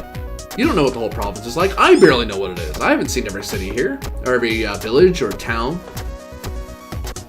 Now, that's not to say every place is a tourist destination that'll make your heart sing with beautiful vistas and 5-star Michelin food or whatever. But, you know, if you look, there might be something there that's worth checking out. And you'd be surprised what you might enjoy. One thing I used to tell friends of mine, I went on a trip once. I talk on and on about it. Well, not here, but anyway. Won't belabor the point. Point is that I went to Europe once, part of a class trip. And we're going across Europe. We're going to France and Germany and all this stuff. And you know what some people were doing over there? They were looking not for local locations, not the museums, not the local stores or anything. No, they wanted to find out where the nearest Gap was or McDonald's. I'm like, that's funny, but really, do you want to cross the friggin' Atlantic Ocean on a not too inexpensive trip, mind, to see a McDonald's? Really? I mean, don't get me wrong, I eat McDonald's, that's fine, and it is, their McDonald's is different from ours, I'll give you that, but it feels like a waste, you know? Why not check out a museum? Yeah, I know, I was one of those exciting people. I like museums, darn it. Especially when they have like guided tours and you get to have a little thing in your ear and you get to have a guide or something like that. That's fun. But that said, you can be surprised. I remember walking around a place in somewhere in Germany. I can't remember. Was it Vienna? Venice. Vienna. And I got to see a chess shop store. Now, I like chess. I'm not ranked anywhere near worth talking about, so don't get excited. But I like chess. My dad taught me chess. And I've studied chess on and off over the years. I've taught people how to play chess. And they were better at it than I was. Those who cannot do, teach, I suppose. Anyway, but I wanted to see the chess store, and you know what? I was walking around, I was like, oh look, oh, it's a chess store? I mean, what, they sell like little plastic pieces? Like, I'm thinking the chess stuff that I was used to at my high school. And they have these beautiful, beautiful works of art on chessboard, and it was just, even the guy next to me who was just following me around, because they're like, okay, Aaron, just out of curiosity, what do you look at then? I'm like, oh, I don't know, sometimes I walk around, look at the stores, poke my head in, see what's there, just to see something that I wouldn't normally see. And they looked around, they're like, wow, I mean, they don't play chess, but like, oh, these are pretty, these are really nice. I mean, the lady Chase, when she asked in halting English, what are you buying? And I said, just looking. And then the next words out of her mouth were, get out. Because we're two teenage tourists. I guess her first thought was, oh, you're going to wreck my stuff or steal something or whatever. I'm like, no, I actually like it here, dang it. But, you never know. Is the point. You have to be open to stuff. Mind you, the flip side of being open is that you also have to be open to being disappointed. Some games, some media are just not going to be for you.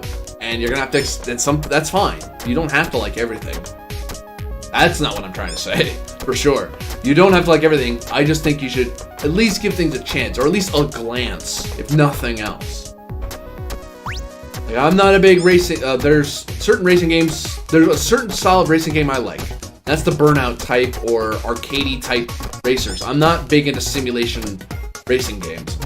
I don't do well with them. I don't have fun with them. I find them too hard. Although I like driving in real life, I don't like driving realistically in, too realistically in video games. It's just not fun for me, generally.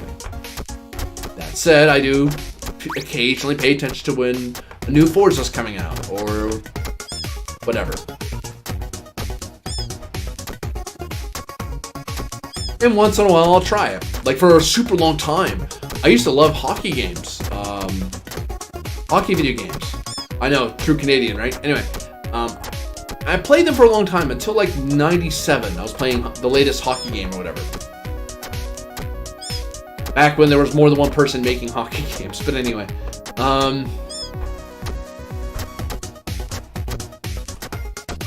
They were... At some point, they got too simulation-y for me. And there was a lot of... I felt a certain... I wanted, in my games, a bit of connection. Whether it's with the... I wasn't watching teams as much anymore as I got older. I mean, I'm a Canadians fan circa 92, 95. Like, you know, I haven't been following the Canadians closely at all. Or the Toronto Maple Leafs, or the Toronto Blue Jays in baseball. Like, it's like I haven't watched them dedicated-wise in a long time.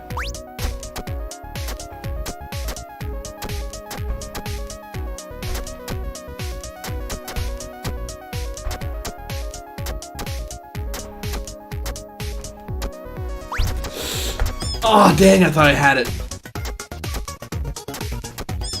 But what I want from games now, usually, is a connection, something to anchor myself to. That's why I like role-playing games a lot, because I can get connected with the characters.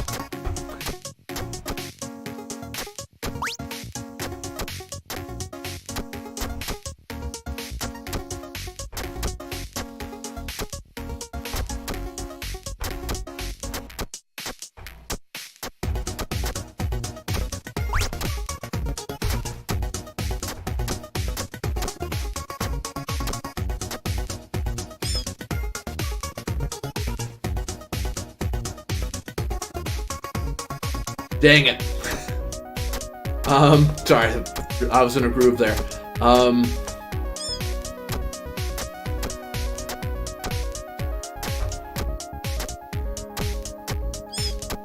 It's rare that I get slowly better and better at a game like this. Usually I just get more and more frustrated and just go, ah! You know. It's hard to suck too much at a game that has one button. So there is that. Oh, stretch.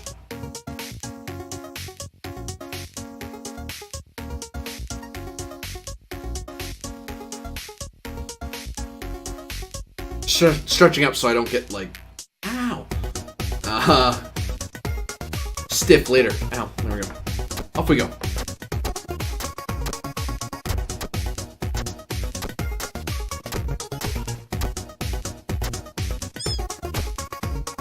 So, all that said and done, happy holidays. Just to change subjects, nothing else. Happy holidays, whatever you celebrate, of course. I'm still going to be playing for a bit, don't worry, I'm not going away. I'm just saying happy holidays, just to say it. I will be, oh yeah, that's something I'll mention. I will still be, over the holidays, I will still be streaming. But, for a few days, I think starting Saturday or Sunday, I'm not sure. I'm going to be traveling, but I'm going to have my laptop with me. I'm going to have my mic with me, so I will still be streaming. Just not in the same location. Those who've watched this channel on the long run will have seen me play at like different places. Benefit of playing games from a laptop, you can bring it with you.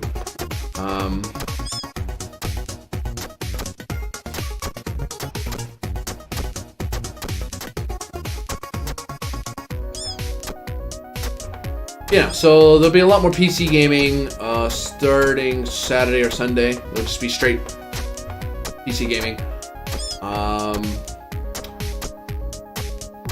Same schedule, I think. Actually, won't miss much because I've now scheduled Sundays to not be a stream day. So Monday is gonna probably be the only weird day.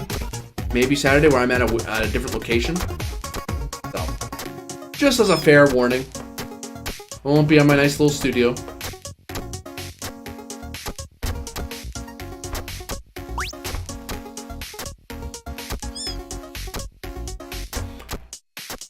Well, what? Actually, you know one thing I haven't done in a while? Gone to the movies, to the theater. Watched a lot of stuff on Netflix, and on Crunchyroll and stuff. But not a lot of going to the actual theaters. There's a theater here in my city. I haven't gone in a while. There's certain movies and that said, there are some movies I can only watch not only watch, but I prefer to watch in the theater. Certain spectacular movies or some horror movies really work best in a theater environment.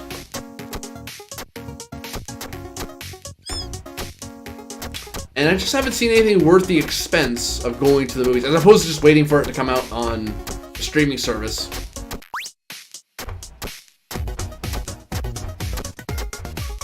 Like, there isn't anything in theaters I can think of off the top of my head that I'm excited about. Before you start, no. It isn't, the latest comic book movie. The Avengers and stuff, I generally am not it took me, I was dragged kicking and screaming into that. Not because I hate comics or anything, it's just, I don't follow comics, and a lot of the characters I don't have a connection with. Like, with the exception of Infinity War, like the Infinity War stuff, or Doctor Strange, like, I actually like Doctor Strange is something I actually read occasionally. He was a character I really liked from the Marvelverse. So I was like, oh, hey, cool, I want to watch him.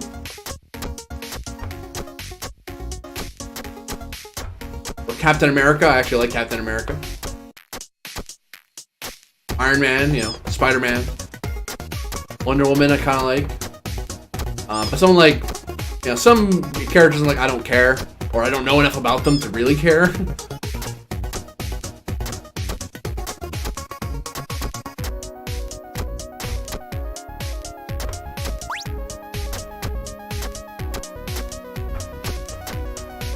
Whoops, damn.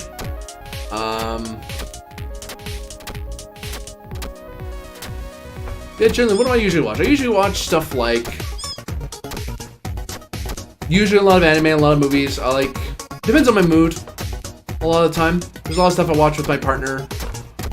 Where we watch... You know, we slowly binge. We kind of binge. As in, we'll watch like 4 or 5 episodes of a thing.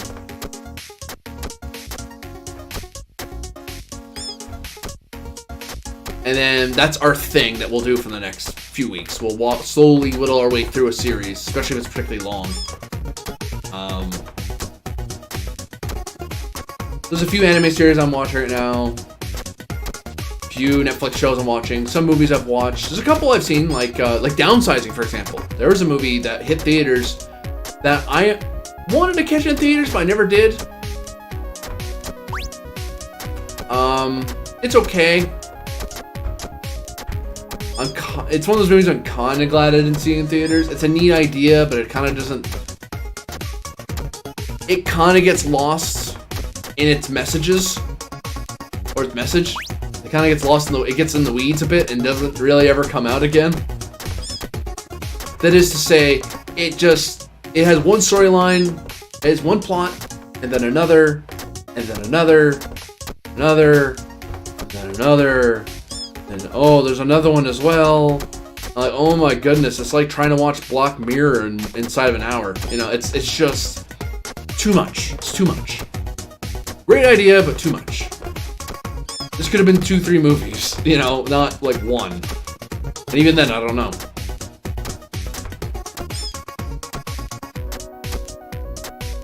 There's Matt Damon in it, and I like Matt Damon. So. But there's a limit to how much an actor I really like is the reason why I watch something.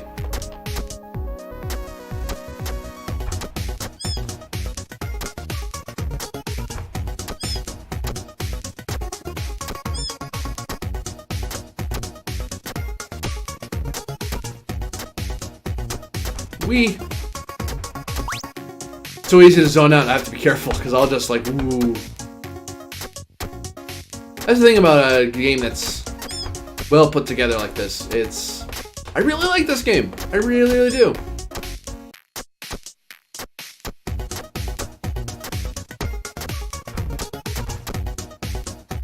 I like music, I like the graphics. And as I said before, it's a sort of game that I can get slowly better at. Actually, what I'm finding in this game, I think there's a lot of platformers that have this thing as well. Well, the only way to get better is to just keep at it. And eventually you get into a groove. They can say, oh yeah, I want to talk about this. Was speedrunning, yeah. This seems like a game I could see being interesting to speedrun. Yeah, I started on this and I lost this topic a while ago. But yeah, like, I've watched stuff like Amazing Games Done Quick, or Summer Games Done Quick. I love that. I like the charity, I like the idea. I mean, it has its drama and issues, which I won't get into, but I have seen a lot of cool games there. I've been exposed to games there, and I'm like, oh wow, I want to check that out.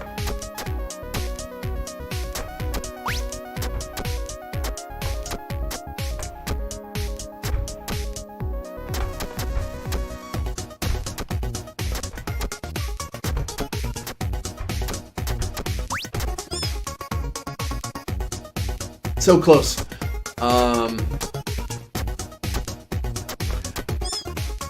I can imagine. I think the thing with me with speedrunning is that it takes a lot from even speedrunners I've looked into. It takes a lot of just straight up playing it over and over and over again. Like certain racing games, like the Burnout series before Paradise. Not a big fan of Paradise, but the other ones. The way to get faster is just to keep getting used to the course. and you just keep at it and keep at it and keep at it until eventually you have to take breaks down again, because otherwise you just burn out. And it stops being fun. And for some people, they can be at it too much and they just turn it into work. Then it's really not fun.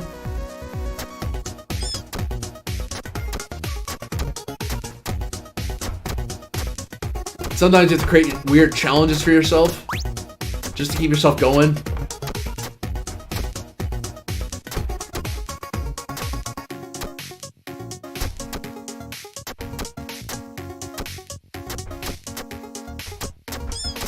I know. And there's certain games, I don't know how it's fun for people, but like I can't relate, I guess. Like for certain JRPG games, I guess it's like a puzzle. So it turns a JRPG, a role-playing game, into a puzzle. Less a role-playing story experience, more a how can I make this puzzle, how can I make this thing do the thing I want it to do. But it's interesting, like there's a lot of technique involved in some of these. Woo. Oh yes, yes, yes. Oh.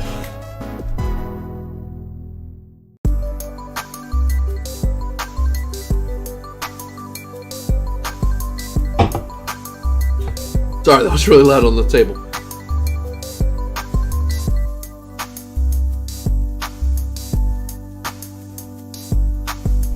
Because my hand's cramped up like this, I'm occasionally hitting it. I'll switch to the middle finger and hit it with that. Sometimes with the thumb. But because you're doing that constantly, you get this repetitive feeling in your hand. It's like, ah! Hand's cramping. But you want to stay in that groove, right? Otherwise you get cold. So to that, I can get it. Don't know if I'd ever have the patience to speedrun something, like truly speedrun and actually aim for a record or anything. I mean, technically, if I put up a record... Actually, I think they've seen guidelines from people like, from certain speedrun organizations, where they'll go, yeah, don't just beat the game, beat it, you have to showcase you doing it really quickly. One thing that got me to speedrunning at first actually wasn't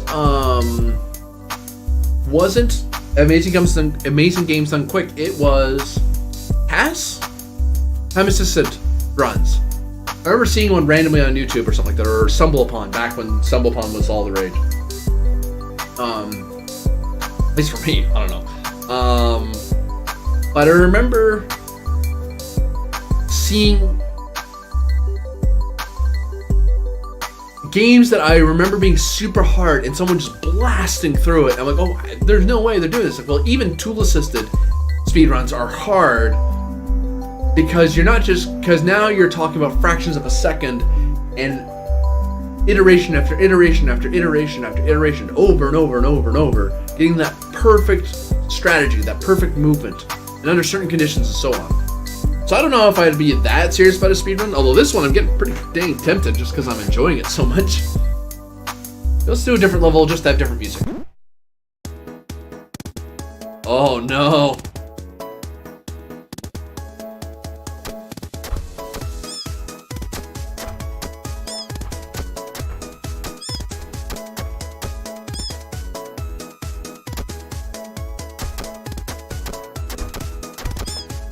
What have I done?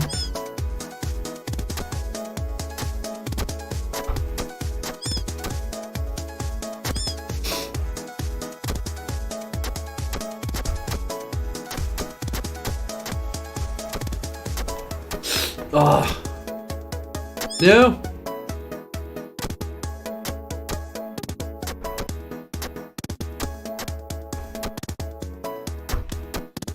Nope.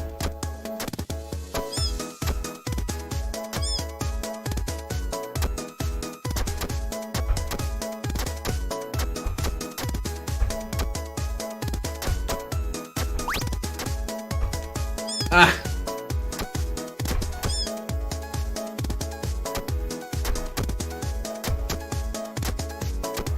Like one speedrun, live speedrun to watch. That's no matter who's doing it. It's Super Monkey Ball. Holy heck, the weird strategies they do to get that to work.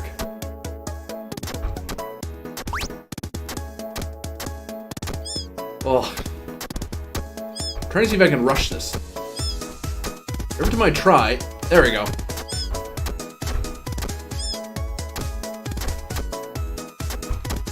There we go.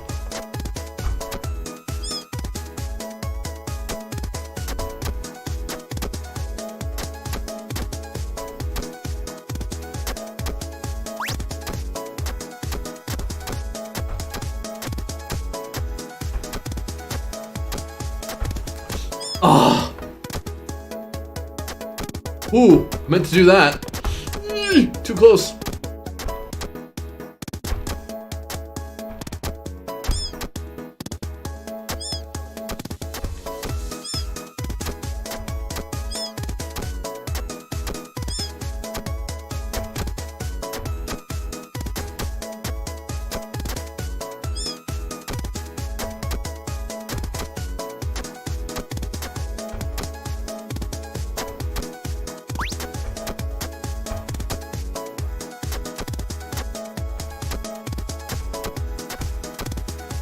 Ah, oh, dang it.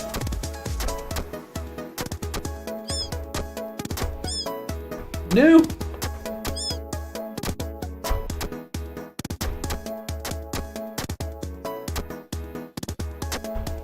No. Ah, I didn't do it in time. Oof.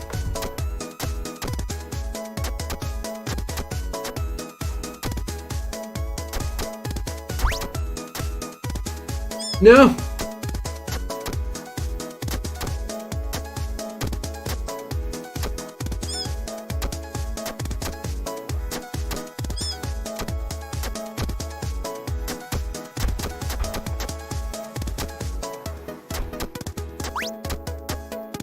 No.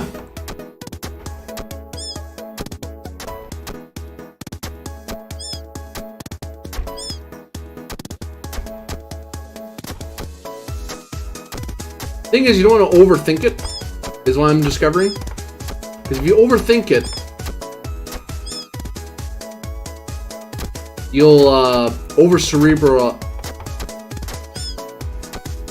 I was about to say you overthink to overthink. That makes... But if you... Let's put it to this analogy so I can get a bit of distance from it. When you're driving a car, for example, one of the things I was taught in driver training, driver's education, driver's ed, is that you want the car to be an extension of yourself. That is to say, you don't want to be thinking, when you're walking, for example, you don't think left foot, right foot, left foot, right foot. You're not thinking lift knee up so many degrees, move right leg so many degrees, and so on. You don't think out every single move, you just do it. Likewise with cars, you don't want to overthink everything you do, because what happens is that your thinking speed, your reaction time is way lower that way. Likewise with video games. You don't want to overthink what you're doing, because then you get analysis paralysis and you don't move. Or when you do move, it's way too late.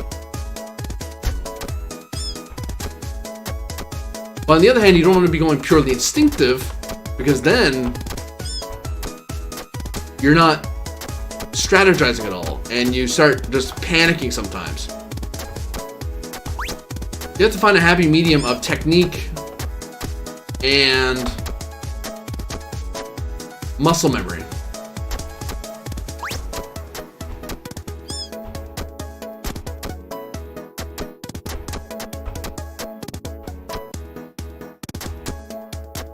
And actually, a good game like this,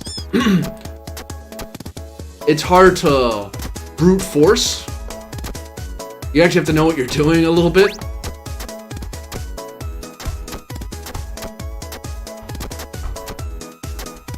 Too far. Like, for example, when going down that descent, that little bump, one technique that you have to figure out, I think, is that the cat here, she can lift her own weight with her one arm a lot more than you think. Like, she can complete the full swing. Like, I can go all the way to, that's a bad point to start, but you should go all the way out here before she releases. Eventually she will release no matter what you do. She can't hold on forever, but she can hold on for way longer than you think she'd be able to. That said, her arm only moves so fast. You wait too long, she has no chance to react. Nope.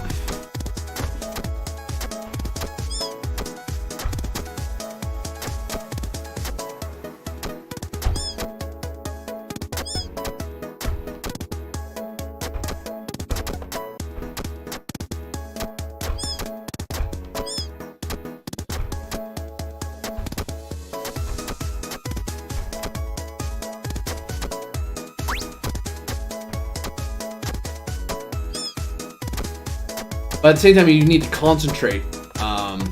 That's the I guess that's the fun of games like this as well. When you're Twitch streaming, when you're streaming it, is trying to talk and relax, and that helps. Same with horror games I played, like Doki Doki Literature Club. I was so uncomfortable playing through that, just because I knew the reputation. I didn't know the specifics, but I knew the reputation. And that was enough to make me, you know. Or Corpse Party, even. And I know they're scarier or creepier out there, but, you know. Not to make me flinch.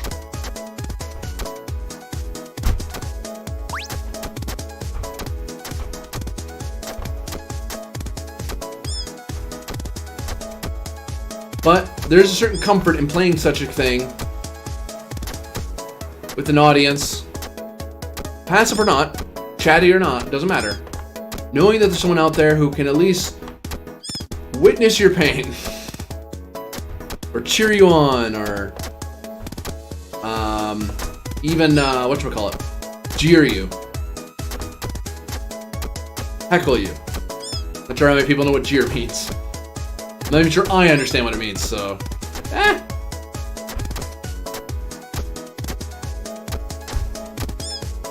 Oh. That peppermint's really throwing me, the moving object. Just because I'm used to so many levels not having that.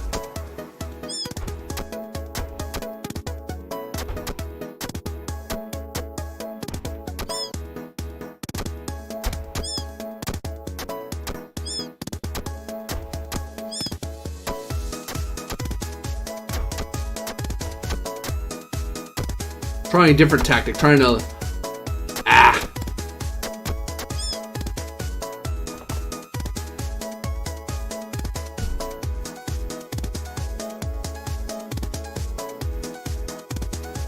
Okay, let's do this. No!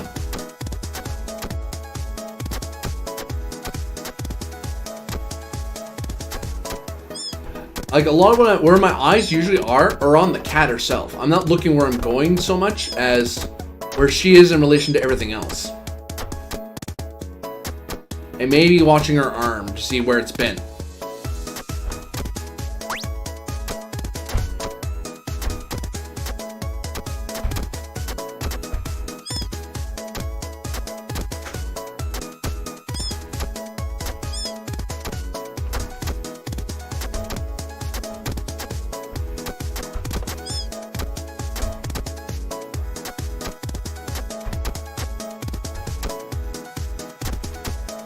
Yeah.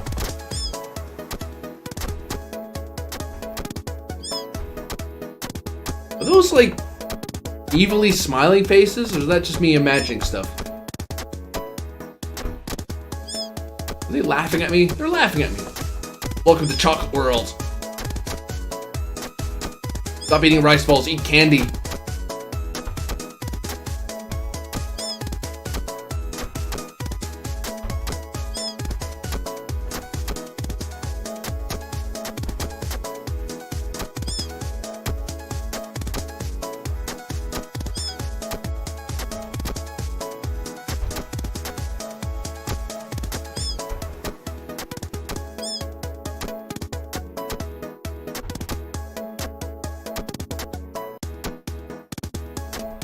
Nope.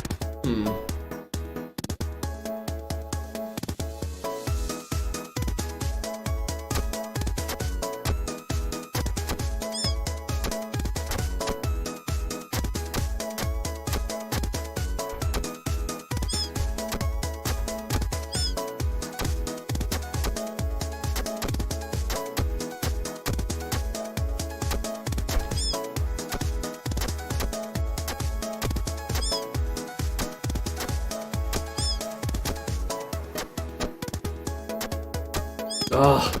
Trying to get into the groove here, it's hard to get into it. There we go. There we go.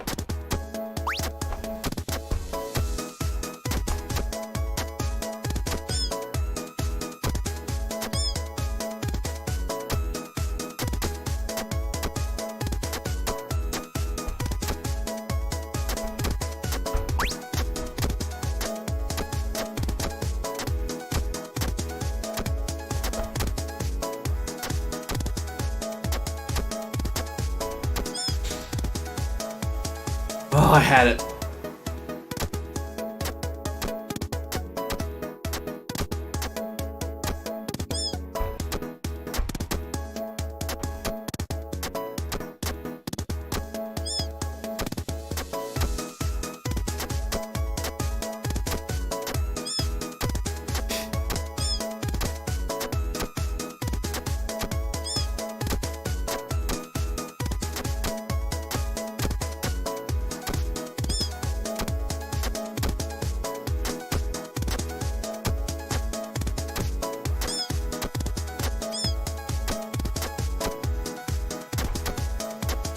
Come on.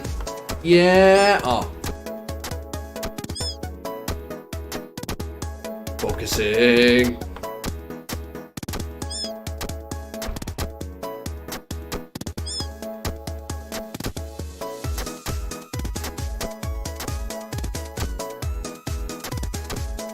No. Yes. Problem is, if you wait too long to reach out again, it's too late. Like eventually, she's just falling too far. And she can't recover.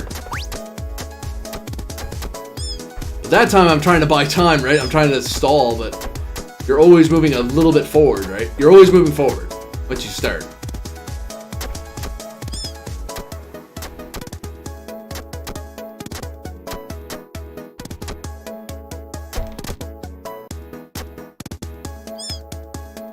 Ow.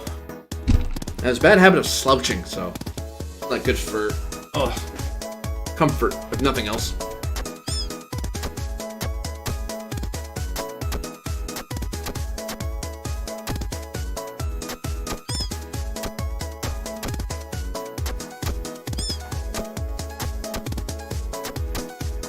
One thing I'm not a huge fan of on computers, by the way, is games that require you to have a gamepad. Like, okay, games on computers generally don't require a gamepad, but honestly, the only way you have a chance at some of them is to have a gamepad. Game controller, rather than using the keyboard or the mouse. Like, this game's okay. I'm not sure if I would like it better if I could use the keyboard to play it as well, or if the mouse is just fine. Because I'm hitting a button that's... Whether I'm hitting the mouse button or I'm hitting the keyboard, I'm not sure which would be better for me right now.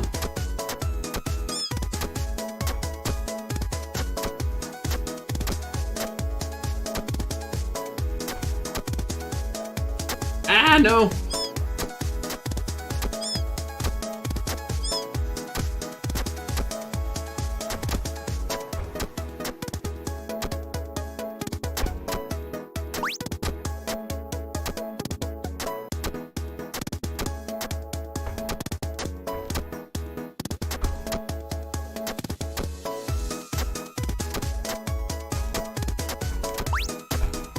Oh.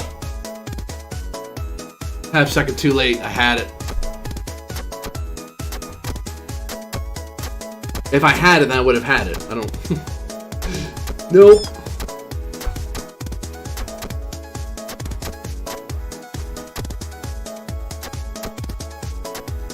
Sometimes you want to look where you're going, sometimes you want to look where you are.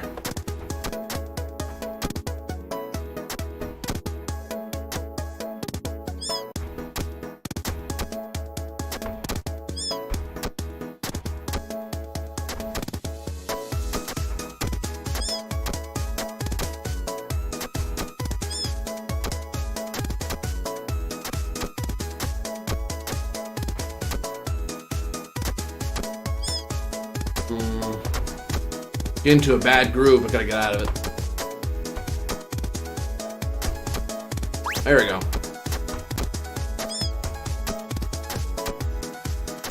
This is the other part too. When you're getting into a groove, sometimes you can get into a bad habit. And you gotta shake it off.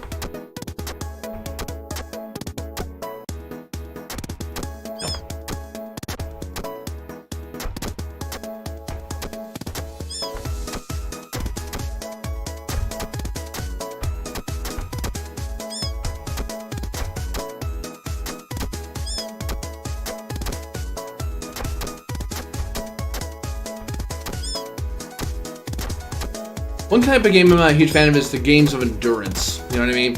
Games that you do basically have to brute force to get any good at. You're not really getting better at it, you're just... That said, the other word for that is grind. I'm not a huge fan of grinding through a game. Now there's a certain satisfaction into it, a certain industriousness of it, you know, satisfaction of hard work paying off. And even a game like this does. But... Sorry, I thought I heard something behind me. Freaked myself out. I'm imagining stuff now. No. There's a cat behind me, isn't there? No, what the? What? Oh, I thought I was dead.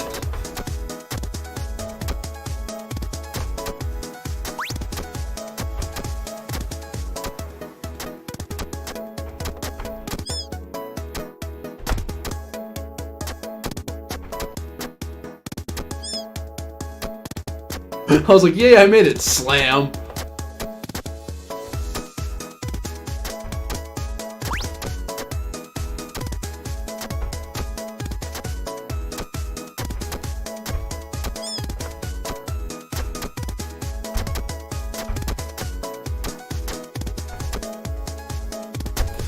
Oh, barely made that. No! Peppermint!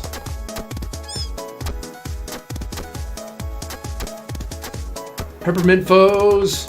No. Also, I'm trying not to do that. I'm trying not to just make a bunch of noises at you. Yeah. Like, look, some people naturally react that way.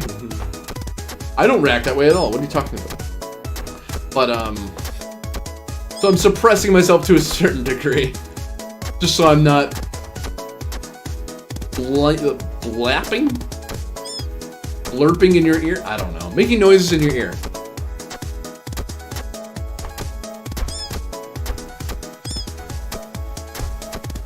I went to university for 2 years, can you tell? Sure sound like it. Yeah.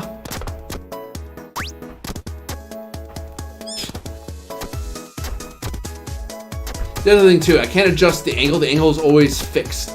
It's always at that same...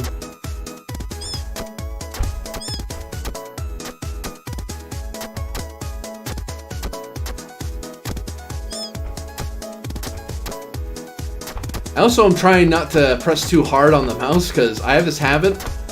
It's that old racing game habit, right? Of thinking that if you lean over, you'll go that direction. Like, you know.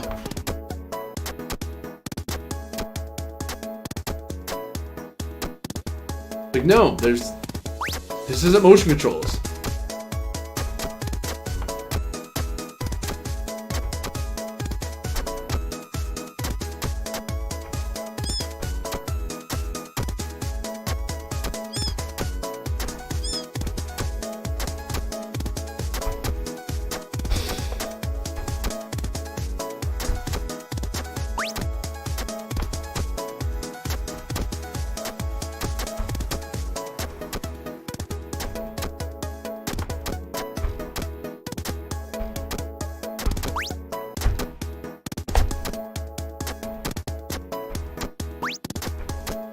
Oh!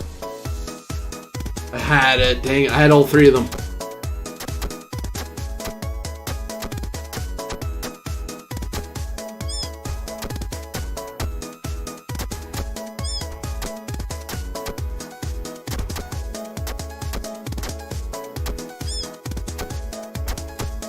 Yeah, to my earlier discussion, one of the things to be wary of when it comes to what, I guess the lesson that I think some people just aren't learning when it comes to stuff like No Man's Sky or Fable or Fallout 76, is that sometimes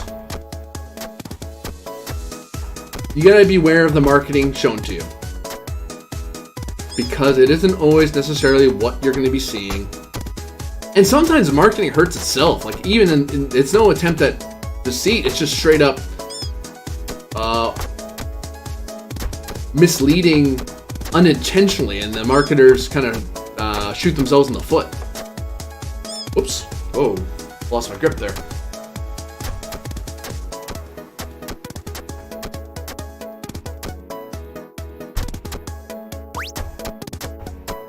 No.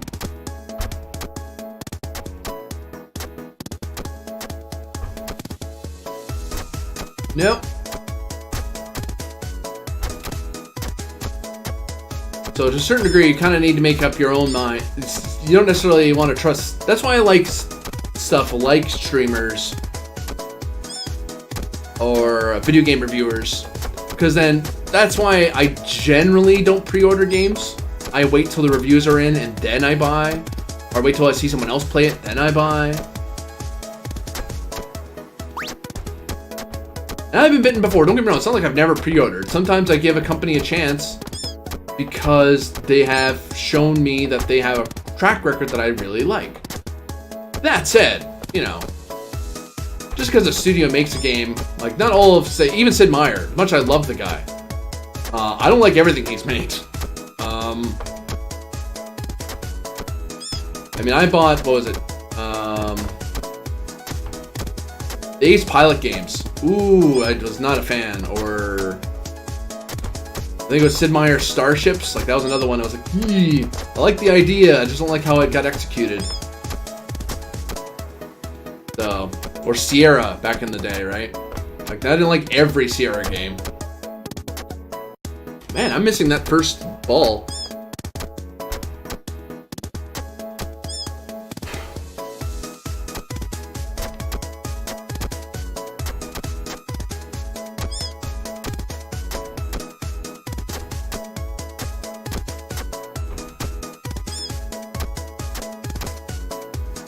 What I'm trying to do is make sure I'm just far away enough from that pillar that I can swing neatly around it. Problem is, if you do it too soon, you're too close. If you do it too late, you're gonna just go face plant. So that's what I'm trying to do every time. Obviously, right? I guess, but I don't know. Partially saying that for your sake, partially for my own. To remind myself that's my goal, so I don't get into a weird loop of doing the exact same mistake every time.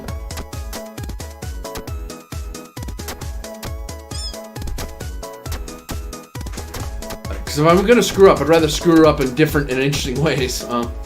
No, I missed again.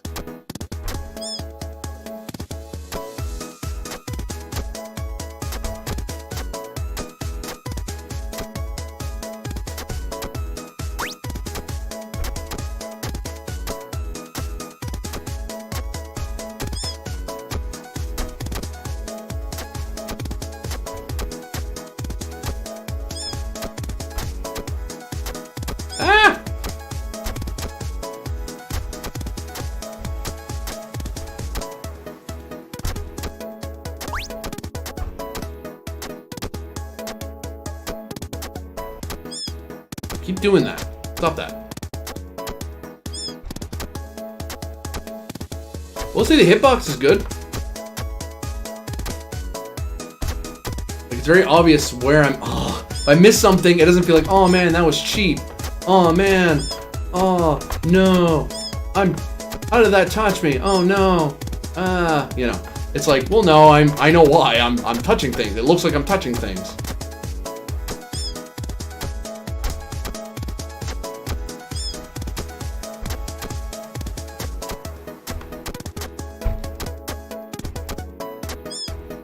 Oh, it's a lot further away. One saying that's funny. I know I say it sometimes, and it's when you think about it, it's a weird thing to say. I had that. Oh man, I had that. Oh, did you? Well, if you did, then why'd you miss? You know? I mean, I know the coca when you think about it, right? It's like, well, I mean, you had the right idea, and then you goofed on the execution. Oh, I thought I missed it.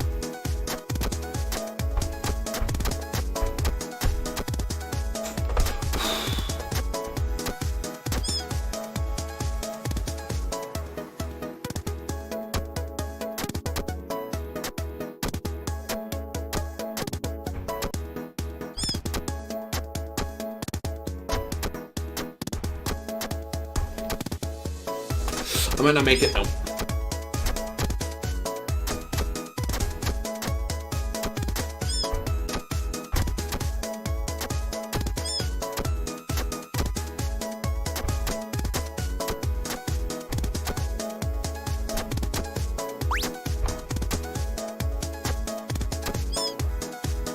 My attention wandered for a second. I was thinking about food.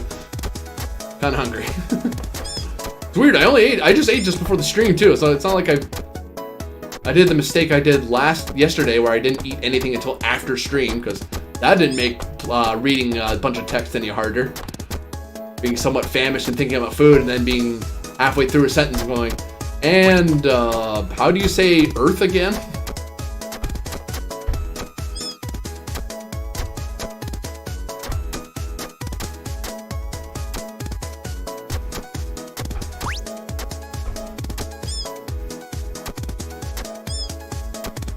Yeah, there's either, when you start that level, this level, you either start it right away, immediately, or you wait a second.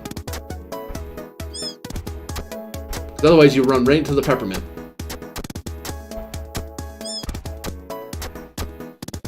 Who here likes chocolate? I like chocolate.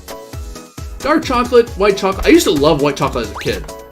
Not a huge fan of it anymore. I like the texture. Generally.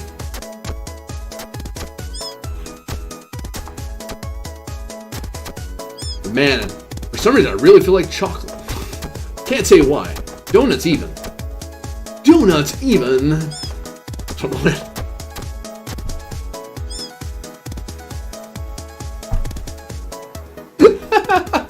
Sorry. For some reason I felt inclined to try to do a bad walking impression.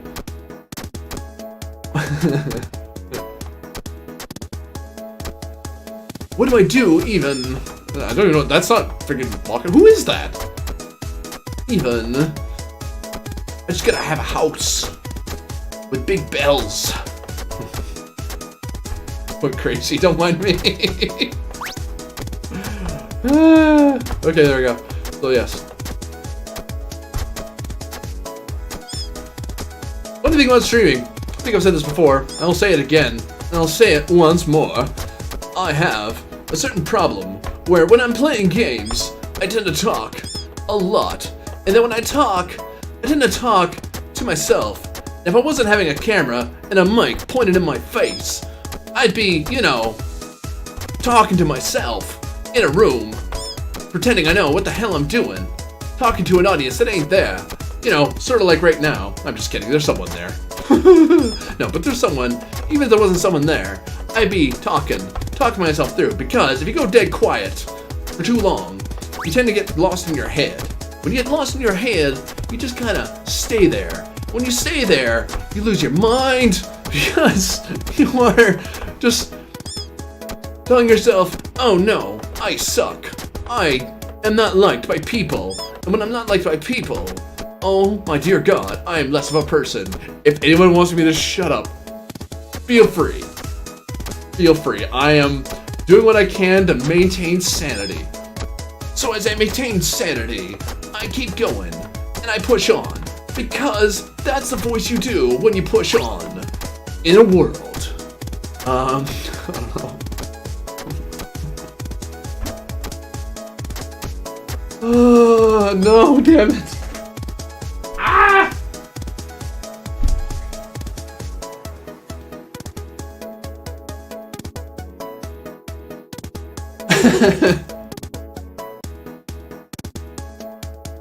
Ooh, boy. It doesn't help I'm drinking this energy drink first thing in the morning. Good golly, Miss Molly.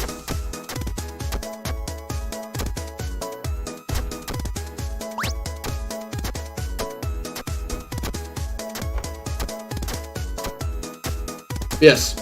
You go quiet for way too long, and you get hyper focused, or at least me. Because you are me. No! Because saying no is gonna make it not happen, right? That's how that works. But yeah, I don't know. I guess the important thing is to try to keep having fun. And that's anything. I mean, honestly, I've heard the phrase, you know, if it doesn't hurt, you're not doing it right. Or if you're not grimming up, you're not doing it right. Like, dude, unless you're killing people, you know, you should be having fun. Or you should at least be enjoying or take pleasure in your work. Now, when I say fun, I don't mean, you know, Bozo the Clown, honk honk, I'm having fun, you know. Who was that? But, you know, you need to have fun with whatever it is. And if you're not, then maybe you shouldn't be doing it. At least not for a bit, you know?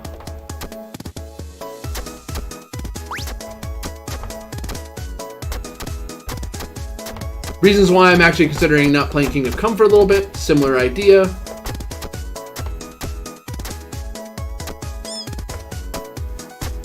Is because I'm worried that I'm getting into Frustration City mode.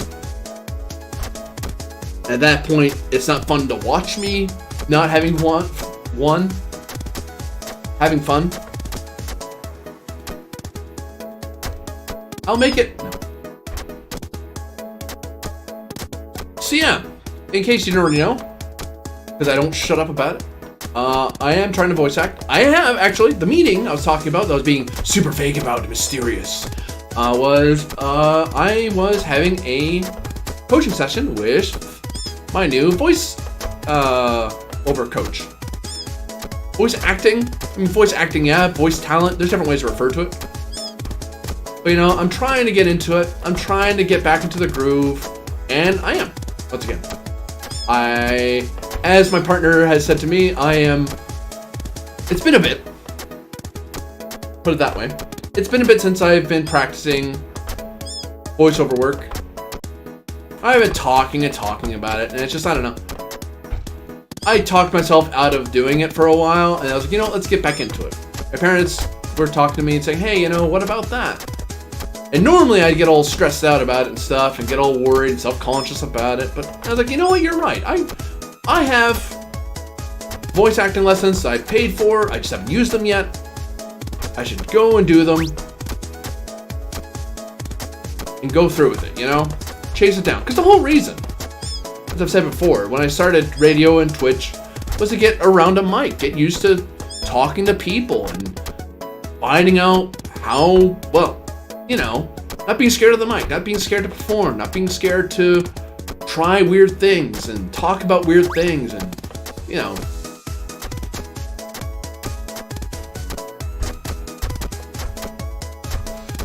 Oh.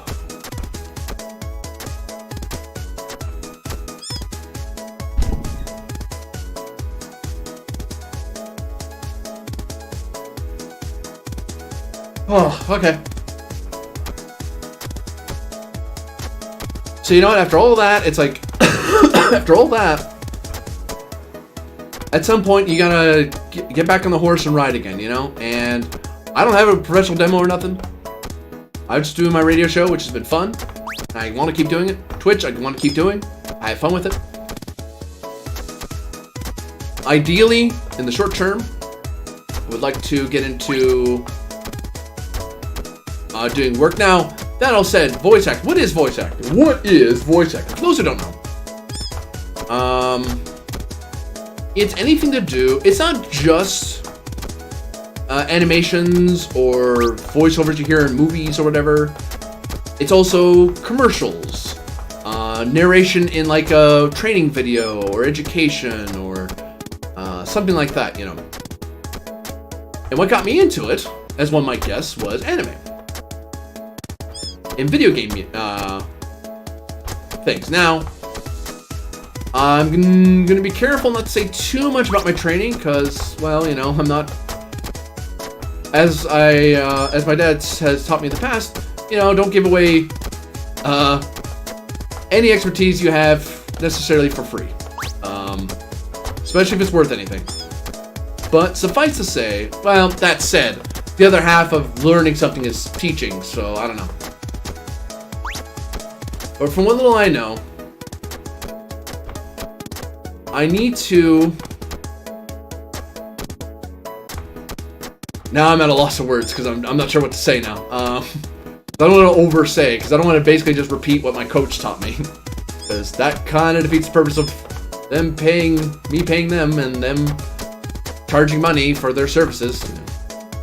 Mind you, my meager insight is not necessarily something you want to pay money for necessarily. That, you know, I just said that as a person who's trying to do something on Twitch. Right? Anyway. So new. Now I'm feeling self-conscious. Stop that. Stop that. I'm just having fun. It's fine. You can be a goof. It's fine. But, you know, I'm trying to get into voice acting. I'm starting off with narration. Maybe other stuff will come up. Will I be advertising a bunch on here? No. But, as I've said earlier, that one of the things I would do when playing video games, even when I was younger, I would talk aloud.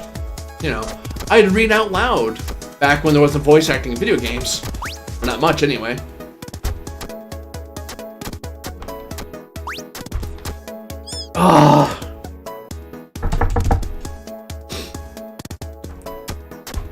No. So I thought at some point, I'm like, wait a minute. I learned from a conference, a anime convention, and a Maritime. For those who are fans, hooray for you. Those who are not, well, you're not from the Maritimes of Canada, so the eastern ones. Anyway, point being, there was a guy who was there, and I'm terrible because I forgot the guy's name, and he's awesome because he was super cool, and he was very encouraging, but not like pretending that everything was super easy, but also making voice acting less scary. You know, it's not this thing where you have to be in LA or you have to be in Toronto or Vancouver or New York to be into voice acting. You can do it online from your own home studio. That's what all that padding behind me is. That's what the mic's about. I mean, that's an investment, and I kind of spent way more than I needed to for someone who doesn't have any work experience to speak of just yet when it comes to voice acting. Beyond, you know, volunteer stuff, right? Like, I've done station IDs, I've run the music station, I've commentated here, but that's a whole other kettle than being paid so much per minute, as it were, or so much per commission on a voice acting gig, you know.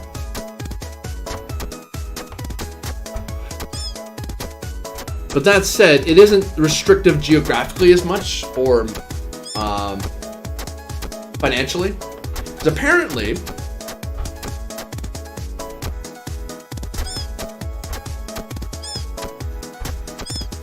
one of the first people, I mean, back in the day, it used to be you had to be in television, or you had to be with one of the big radio stations to have a shot at being a voice actor. Because honestly, back in the days of radio, I mean, if you didn't work for the radio station, well, tough luck, you know. They hire from internally. And that's how you had the announcer voice, who talks like an announcer. Today on the Electric Metropolis, we watch a cat swing around. Catch it now at 9 a.m. local time. Be sure to see it now. Now, a word from our sponsors. Do you like chocolate? Chocolate is tasty, creamy, and good for you. Buy now the Astoria Chocolate Bar with extra peppermint and kittens on the cover. Buy for $99.99 from your local store and chocolatier. You know, announcers. And that was fine, you know. And microphones and had certain registers. You couldn't talk in a super low voice or super high voice. You couldn't talk that way because the mic wouldn't pick it up. There's just no way around that. So you had to talk in a certain way. Eventually, sound technology got better, people's tolerance for such things got better, and you could have a bit more acting, you know, radio dramas and so on. And even then, there was acting even in that limited range. But then you get studios, you got these big fancy rooms, these fancy sound acoustics. And you had to, I mean, if you wanted to get a voiceover done properly, professionally, you needed a studio. You needed a space with fancy equipment and a sound engineer and reels and reels of tape that all cost a lot of money. But eventually, one of the first pioneers, apparently, of home studio voice acting, and a lot of the people you hear in voice acting, you'd be surprised how many have done the work that you hear. Now, some of the work you hear, like something like out of Disney or Pixar, they still do it out of a studio. They still use a sound engineer because that gets the best results. However, there's certain work that you don't need a full studio for and is really overkill. And there's a lot of work you've probably heard on the internet or on television that was done from someone's home studio.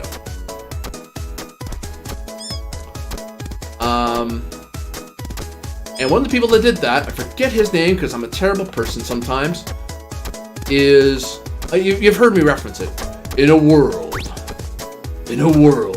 where movies were voiced in a certain way, every movie had the exact same guy who did every single movie. He talked like this and made everything sound like at the air of gravitas. He could be talking about World War II, romance, an action movie, or the dumbest comedy film this side of the country. I don't know. I lost my track there. But you know who I mean. You've heard him. You would have heard him. You might still hear him. He's dead now, sadly. But now, eventually, because he got so much work, because he was basically the guy you got when you wanted a movie. You want a movie trailer done? You got him to do it. He was the movie trailer guy. Now the thing is, he got so much work, lucky devil, that it became hard for him to get to the different locations. Even though he moved to LA, or I think he moved to LA. I don't think he lived there originally. And even though he was in the town, still had to go to different studios because he was working for different people. And that's a lot of time out of your day and you have to pay for the car, you have to pay for the driver, because you're busy in the back reading scripts, getting ready for your next gig, or next audition, or even gigs. Like, he's going from gig to gig, not necessarily audition to audition. And he was like racking, it's like, geez, this is really annoying, and I'm not getting as much done as I would like. Well, wait a minute, I make enough money, I'll just buy the equipment I need. I need a mic, a way to record it, a way to listen to it, make my own sound studio. And I can knock out a quick little trailer of 5 seconds and just work on it on my own time. And then it was found out that, you know what?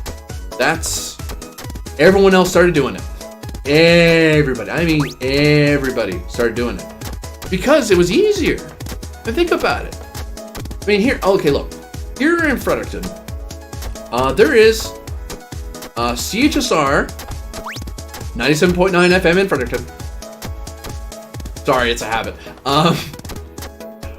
But there's CHSR and there's a bunch of other radio stations. Now, if I wanted a sound engineer, I wanted to rent studio time, that doesn't necessarily mean the place is suited for like CHSR station. If you look up CHSR, you'll see there's some recordings from some artists that we record live sessions in the studio. Now, it's a treated space. It's sound treated. They have padding on the wall. They have very nice equipment there. But the room's meant for musical. Now we're trying to do audio drama too as well. And there is things that people do at the station that are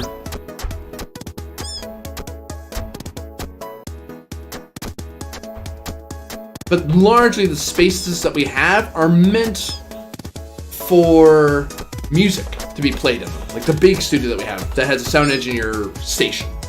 That's meant for music. There are a couple rooms that are good for radio. But even radio, you don't want to have completely dead room. Like this room's fairly dead. How do I put it another way? Dead is... If you're in your room right now and you clap your hands, you're going to hear a reverberation, this twang or bang noise. It's not very loud, it's not terribly annoying, and you would know it. Let's make a long story short, shall we? Suffice to say that, getting back to my point rather, is that when it comes to studios, what you used to have to do, like someone like me, if I wanted to get a recording done, I'd have to get it done I'd have to get a studio that was specialized in doing voice recordings or willing to modify the space for voice recording rather than music or indeed radio. There's a certain way you want the space to be set up. Then you need to pay a sound engineer for an hour, several hours to work with you. If you want it to do well, you might need a director to walk you through how it should sound. Especially if someone's willing to pay money for it, they're going to want to either they're going to want their own director working on it. And certain companies have that. Now you can have a director over the phone or over internet. Or you might even have a email to email where someone's like, hey, send me your file and I'll look at it when I get the chance and I'll give you feedback and I'll tell you what I like, what I don't like, and we'll work from there. So now being a voice actor is probably the easiest it's ever been in the sense of entry into market. Anyone can grab a mic, plug it into the computer, and try to get voice acting work. Trick is, this is why I'm getting voice coaching and why I've gotten lessons in voice acting from Edge Studio. Good people, check them out if you're looking into it. They've been good to me.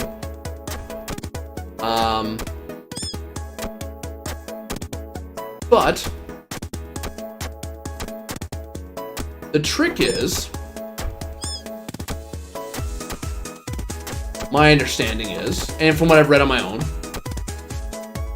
is standing up from the crowd now, because now there's tons of competition. Because before, the only people you competed with were the people in the cities where you could make money. So in New York, in Atlanta, in Vancouver, in LA. You know, if you weren't in these cities, you weren't getting voiceover work, or not really high-paying voiceover work.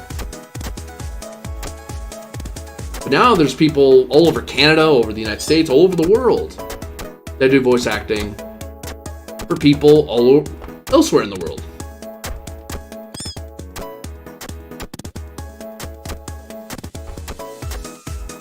So that's what I'm up to. So, you know, starting out from a, hey, why not, to a, yeah, let's take this seriously. Let's actually try to make this happen. So, though last year I got very thoroughly discouraged. Won't go into why, but I did. And I stopped for about a year. And I just turned into, and some of you who've watched me for a long time will have known this already, or friends of mine who already know this. You know, I'd always talk about getting back into it. And now I am. I'm pretty happy about that now. It's not going to be a short road. Don't expect to hear anything by me. in the next 6 months even. Like it's a long road to get to the point where I think I can compete with other professionals reliably.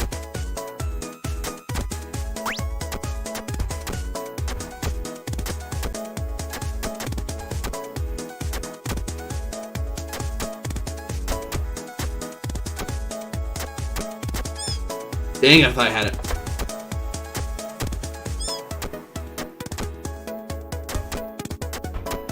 Now, mind you, that said, I imagine, like anything else, there's a certain level of work experience that comes into it. You know, I mean, even with all my training, even with all my coaching, at the end of the day, there's going to be certain jobs where experience in the industry will be the deciding factor. I mean, what little call center work I've done, I worked in a call centers, for about a year or so. And even that little bit of experience, the difference between someone who just started and someone who's had 6 months, it can be striking. Very striking. The comfort level of talking to someone, the comfort of knowing what you can do and what you shouldn't do, what makes a call take way too long, or what's considered rude, or how do you handle bad connections, so on and so on. So like anything else, you know, coaching helps a lot and it will save you like it. So I treat this education, this training, this coaching, sort of like how I treat a driver's ed. You don't need driver's education to drive a car. You need some time. I mean, experience behind the wheel is pretty good.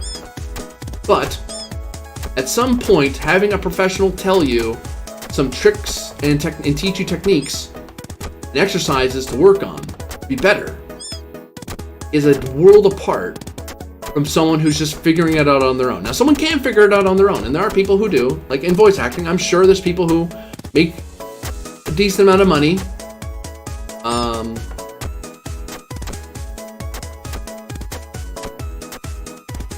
Getting work here or there and making it out and hammering it out. Some people, I mean, people had to at some point, right? Somebody had to be the first guy in the door, first lady in the door saying, all right, I've never been in front of a mic. I was a librarian all of 5 minutes ago, and now I'm trying to get a work job with some movie studio. I mean, that's why when you look at old anime, for example, or old anime, I'm like anime from like the 90s and 80s that were translated in, that were dubbed in English. Some of it, I mean, people were like, oh man, it sucked back then, and so terrible. Oh man, that person was, they were garbage. It's like, dude, back then, we really didn't have a dedicated, in Japanese anime, you know what I mean, in anime, there wasn't a huge voice acting stable. There was the guys at Disney and a few other animation studios, and that was it. You know, Warner Brothers, Disney, or whoever, right? There wasn't a whole lot of people doing it. And if you were doing it, you weren't making a ton of money at it because there wasn't a lot of work. So when all of a sudden some company out of Texas tells you, and you happen to be in town, and they say, hey, we'll pay you like $50, $100 if you voice this random mouse yelling about a mecha and how it's going to save the universe from evil vampires. You're like, I don't know what the heck I'm talking about. Whatever, I just need a job, and you know what? This sounds like fun. Let's give it a go. So some of the early voice actors that you hear, they didn't have a ton of experience, if any. So now you have agencies and coaching studios and all that. So now there's a whole industry now that's grown up. So again, this is a time of high competition, but you know what? At least there's work in it. And it's one of those industries I think that there always will be work. It's one of those things, it's hard to imagine it not being needed, ever. I gotta ride the roof there. I gotta remember that. So that's why I'm excited about it. That's why I find it exciting to look into it. Even Twitch, like even streaming as well. I mean, this is fun. And I do try to take it seriously as best I can. I invest a certain amount of money and time into this. I mean, I do this daily now, semi-daily, which, you know, that's fun. And people do enjoy what I'm playing, thankfully, so I'm glad. I'm starting to do archive some of this on YouTube. So I'm affiliate here. I'm like super new on YouTube. I have like, as a current recording, I have like 3 videos, 2 of which I took down because the quality wasn't great, I admit. Maybe I'll put them back up again, I don't know. But yeah, you know, this is the sort of work, without boring you with my life story too much, as I haven't already. But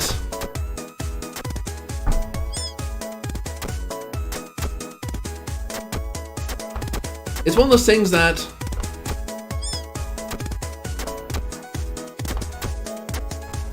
it's one of those career paths, I think, and this actually gets back to a point from earlier. Hey, I'm actually on track. Is that this is a career that I am very fortunate to have the luxury to pursue. Not to say it'll be easy, not to say I'll automatically be the next big person at a convention you're going to be rushing to see. You know, not all voice actors are people you'll memorize the names to, and there's a lot of voices that are near and dear to you, but you'd be hard pressed to tell me what their names were. To my shame, there are a lot of voice actors who I love. I've started getting into it, but as I got into voice acting, like David Hayter. I love David Hayter. He's acted in a lot of stuff, surprisingly. Jennifer Hale, who I will not shut up about because I love her work. I love everything she touches, more or less. Actually, I can't think of a less. You know what I mean? She's been in... I've heard a lot of her over the years. Goodness gracious. Quest for Glory 4, Femshep from the Mass Effect series. She currently has done Ash. She did a character in Republique. She's done a lot more work than that, you know. It's like, wow, that's great. And, you know, there's people who want to know who she is and have interviews with her. It's like, not all voice actors get that. But that doesn't mean they're not well paid and that they can't make a living at it, you know. Not everyone gets to be the glamorous one, you know. And even the voice actors aren't necessarily always glamorous, right?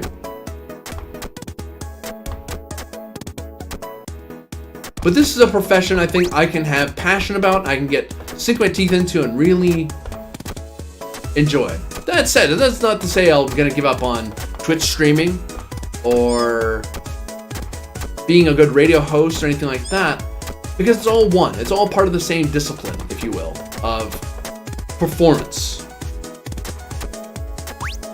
Because once upon a time, I did want to act, be an actor. Theater acting, movie acting, what have you. Found it interesting. I did it in high school, in fact, and I enjoyed it. I was never the main lead. I was always the shall we say, the club understudy, in the sense that, I mean, I did have roles, don't get me wrong, but I was the guy who was there every rehearsal, watching the other mains, observing what they're doing, making observations, helping out here and there. I just found it very interesting. Now, my problem with acting is that, as you may have noticed, I am not a person who is terribly... I don't want to seem condescending, so I'm trying not to... I don't want to be rude to people who... I mean, let's put it this way. I do not think a ton about my appearance. I make some consideration for it. I make some consideration for others. But I am not the high man of fashion. I wear what I happen to like. I like my hair the way it is. Sometimes for formal occasions, I'll go out of my way, or I'll get a special haircut, or get a special set of clothes. But generally speaking, I don't find that very interesting to do, or I don't want to spend a ton of time doing that. For various reasons I won't bore you with. Now that said, that means in acting, that's a problem. Because how you look, how you present yourself. Now, in Twitch streaming, that's a thing too. But it's not as much as movie acting. Like, you really need to sell your look as much as your acting ability. And if you can't find a look to sell, that's an issue. That is a huge issue that will hinder you. In professional life and a lot of various jobs, especially forward-facing or customer-facing jobs, that's still an issue. Not as much of an issue as acting, but it's enough. Like, you must have run into it, those of you who know, like, oh yeah, I have to look a certain way at McDonald's, or I have to look a certain way at the office, or I have to look a certain way for clients. Whether you're a doctor or a lawyer, there's a look. If you don't look the part, you can't be the part. Whereas Twitch streamers, there's a little more, shall we say, authenticity to how you can look, and it's fine. You'd be a little more relaxed. Now, some people do dress up, and don't get me wrong, ladies and gentlemen who, and everything in between that looks a certain way, and they like looking that way, and they have fun doing that, good for them. I'm glad that they have fun. I'm glad their viewers are having fun. But I can't imagine myself spending a ton of time doing that. And oh my goodness, I finished it. Oh.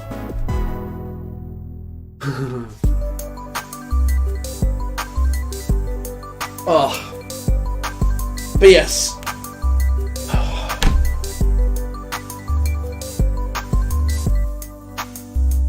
Anyway. I talked a long time about myself. Whew. Sorry. Well, I think that's it for now.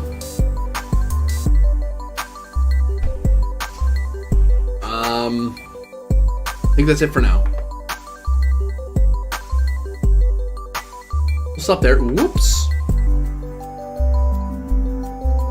I forgot what kind of setup I had. Hello, everybody.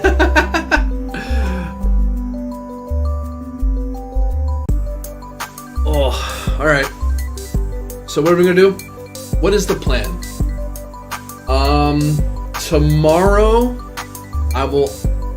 I might stream on Friday. I might stream. I don't know if I'll have time. I have a lot of stuff I need to do before going on my trip. And Saturday I should be streaming. Friday I don't know. I'll try. Keep a lookout on me at 12. I'll try to make an announcement tomorrow at around this same time to see if I'm going to be streaming at that time or if I'm going to do it at a different special time or if it's just going to be canceled. But Saturday I should be able to do. What will we be playing then? Geez, I don't even know now. Might be PS4 day, might be PC day, who knows. I do know PC day, I'll probably be playing more Mochi Mochi because I'm having fun with it. And hey, I'm almost, what? Not halfway through it, but I've completed quite a bit of it. I'm having fun with it. Oops, let's have that even. That sounds fun in the background. Let's leave it. But yeah. In all, for now, I will thank you very much for touring with me here in the Electric Metropolis video game tour. I appreciate every one of you who comes out to support me, to watch me, to email me, to say, to give me likes on Twitter, to tell me in person what you like or don't like. It's all good. It's all great. I do appreciate it. So, if I don't see you again for a while, happy holidays. Hope yours are great. No matter what you celebrate, I hope it's, if nothing else, I hope you have a good time, and I hope you continue to have a good time with me in the future. As always, if you enjoyed what you watched, if you haven't followed or subscribed already, do so. If you haven't told your friends, do so. And if you want to see when I'm streaming next, be sure to go to @ElectricMetCHSR on Twitter. Look me or email me on Twitter. I announce when I'm streaming, as you see. There's also the Discord, which if you're watching the VOD, you'll see it there. If you're watching this on YouTube, well, you'll have to go to my Twitter, won't you? You'll have to see me. You'll have to catch it on on Twitch. So, because that's a special prize for doing that. Anyway, you can just ask me as well. I don't mind. So there is, for those of you on the VOD, there's the Maritime Multiverse with Matt East and Seal Pockets. Check them out. They are great streamers who are friends of mine, and I hope you check them out. But there's also, of course, the other group that I'm a part of, The Tavern, who have a lot of nice people who are also small-time streamers, who support small-time streamers, and even big-time streamers who support small-time streamers, I suppose. We all support each other. They supported me, and you should support them as well. You can go to, if you're looking for people on Twitch, for those who are watching on YouTube, you can go to twitch.tv/MattEast or twitch.tv/SealPockets for those two people who are part of the Maritime Multiverse, friends of mine who I know personally. Then there's tavern.tv. Go there, you can see lots of Twitch channels who are displaying people who are pretty awesome. You should check them out. That all said, see you next time. Hopefully tomorrow. If not, I'll see you Saturday. See you, everyone. Bye. Oh, before I go, we're going to be saying hello to Mr. Pure Instinct. We're going to be rating him. He's playing Pokemon Let's Go Pikachu. I haven't watched that before, so we'll see how that's going. Anyway, bye.